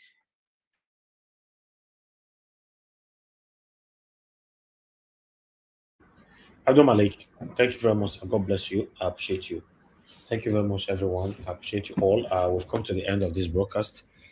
Yes, 4 hours. Another day of 4 hours. I'm not going to give any more monologue today, but I just want everybody to understand that we are not here fighting anybody. Rather, we are fighting how Nigeria can be better. And the only person that have genuinely presented himself for now that I can do it for you guys is Peter Obi. That's why you see a lot of people putting their eyes on him so that they can do the right thing. And some of us that is what about Showore? Yes, of course, Showore. Yes, I know Showore is there, but I'm focusing on the person that I'm supporting right now. You know, in terms of Showore, I don't want us to go there. Showore is genuinely doing his work. He's very rugged and all that. He's the kind of leader that we want that can drag these people left and right. You know, but for now, everybody know that I'm for Peter Obi. It's my duty to call him out. It's my duty to continue to support him. You know, I believe if we have to go through the pathway, if we have to do comparison, the person that can get the presidency between Showore and Peter Obi, obviously, it will be Peter Obi. You and I know that. If we have to go through the pathway, you know, they say, okay, Peter Obi and Showore should come out today. Which one Nigerians will embrace more? Obviously, Nigerians will follow Peter Obi more than Showore. But that doesn't mean that Showore doesn't have the capacity to become a president. You know, but at the moment, the area, the corner that Nigerians are dancing to, that's the most important thing. You know, if, for example, 2027, new person come out, and 80% of Nigerians follow that new person, unfortunately, Peter Obi go to talk, nobody go to hear his voice again. That's how it works. You can't change that. I just want everybody to know that we are fighting for our survival. We want a better country. That's what we all are doing, what we're doing today. You know, for me, I don't have anything to gain on this by doing this. I just want my country to be better. If my country is better, if I invest 1,000 naira, I guarantee I can make 10,000 naira out of it. But today, when you have a business, you spend so much on generator to run your business. You know, the profit, what you get back is not encouraging. That's why people like us are genuinely fighting how Nigeria can be better. I appreciate all my people. Thank you so much for your time. I appreciate you, Madam Patricia, Madam Rita, Abdul Malik, Black Panther, Mr. Jonathan, Sir Louis, you came in earlier on. Thank you all. Everyone that called in as well, thank you so much, Madam Origin, my brother Hart, thank you, Mr. Simon, and many others that called in today. Thank you very much. God bless you all. And those of you that supported the channel today, thank you very much, Peggy Modi. Thank you, Michael Onemaro. I'm very, very grateful. My wonderful people right there on the comment section. Mother of all Mommy Diaspora, thank you very much, Mommy. I appreciate you always for all that you do. And I love you so much. Thank you very much, Adelaja Ogumbi. God bless you, sir. I appreciate you always. Olabi Pesoyemi, thank you. Divine Cross, thank you. Grace Home and Properties. Thank you, my people. Stephen, thank you so much. And God bless you now. Thank you very much, Patience Demodia. Leonardo Anoze, thank you very much, my brother. I appreciate you. I appreciate you, Peggy Modi. Thank you very much. I appreciate you all right there. Shoops, I can see you right there as well. Kenny, hold on. Thank you very much for joining us today. And I'm bright. Love God is my strength. Actually called in. Yes. Thank you very much, ma. I appreciate you and thank you for your time with us. I appreciate every one of you. Mark, Akosaya, I can see you in the building. Thank you, thank you, thank you. Everyone, I wish I can mention all names all over again. I want you guys to know that I appreciate you all. Let's continue to stand for what is right. Sometimes we can make you happy, sometimes we will not make you happy. Always know that we're human beings. We are not here to show our perfection. As far as I'm concerned, no human being have perfection. So always learn to manage us as a human being. Now, people, we've come to the end of the broadcast. I appreciate you. Thank you, Mike Akambari, Stella Masavedo. Thank you once again. I appreciate you all. We've come to the end of the broadcast. My people, press on the like, help us to share. For those of you coming across our channel for the first time, please endeavor to subscribe to our channel, hit the notification bell. In case what you are looking for, you are not sure, I'll tell you what the platform stands for. The platform stands for a better Nigeria. How Nigeria can be better, not to destroy Nigeria. So if this is what you're looking for, you're in the right place. Subscribe to our channel and hit the notification bell. But in case you are one of the people, satanic people, looking for how Nigeria can be destroyed and how you can cause more havoc in our country, this channel is not for you. We have some of them. Just pull fuel for your car, drive across social media, you will find some of these channels that accommodate you. My people, we've come to the end of the broadcast. I appreciate you all, my people. Now, yeah, now go draw the curtain. I'll see you guys, fingers crossed, tomorrow. Abi? Yes, tomorrow, 7 p.m. Nigeria time. Good night and bye for now. Ọba tí gbẹ́kún aládùúrà mo ti dé. Ọba tí gbẹ́kún aládùúrà mo ti dé o. Bọ́lọ̀ mi rò, gbèjà mi jà o, má jẹ́ gbàgbà tí àdúrà o. Bọ́lọ̀ mi rò, gbèjà mi jà o, má jẹ́ gbàgbà tí àdúrà o. Ọba tí gbẹ́kún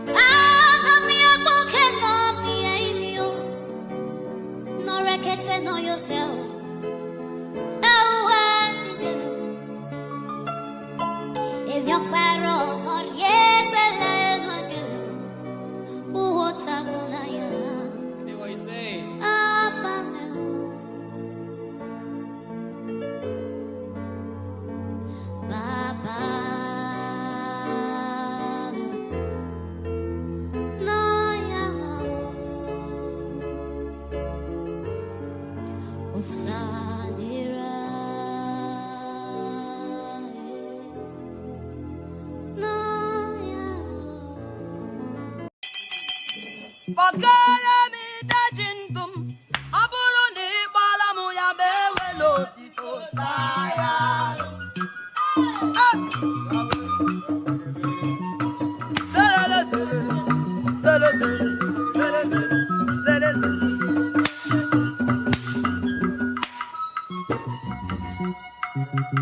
Ayım bakala mi dajintum,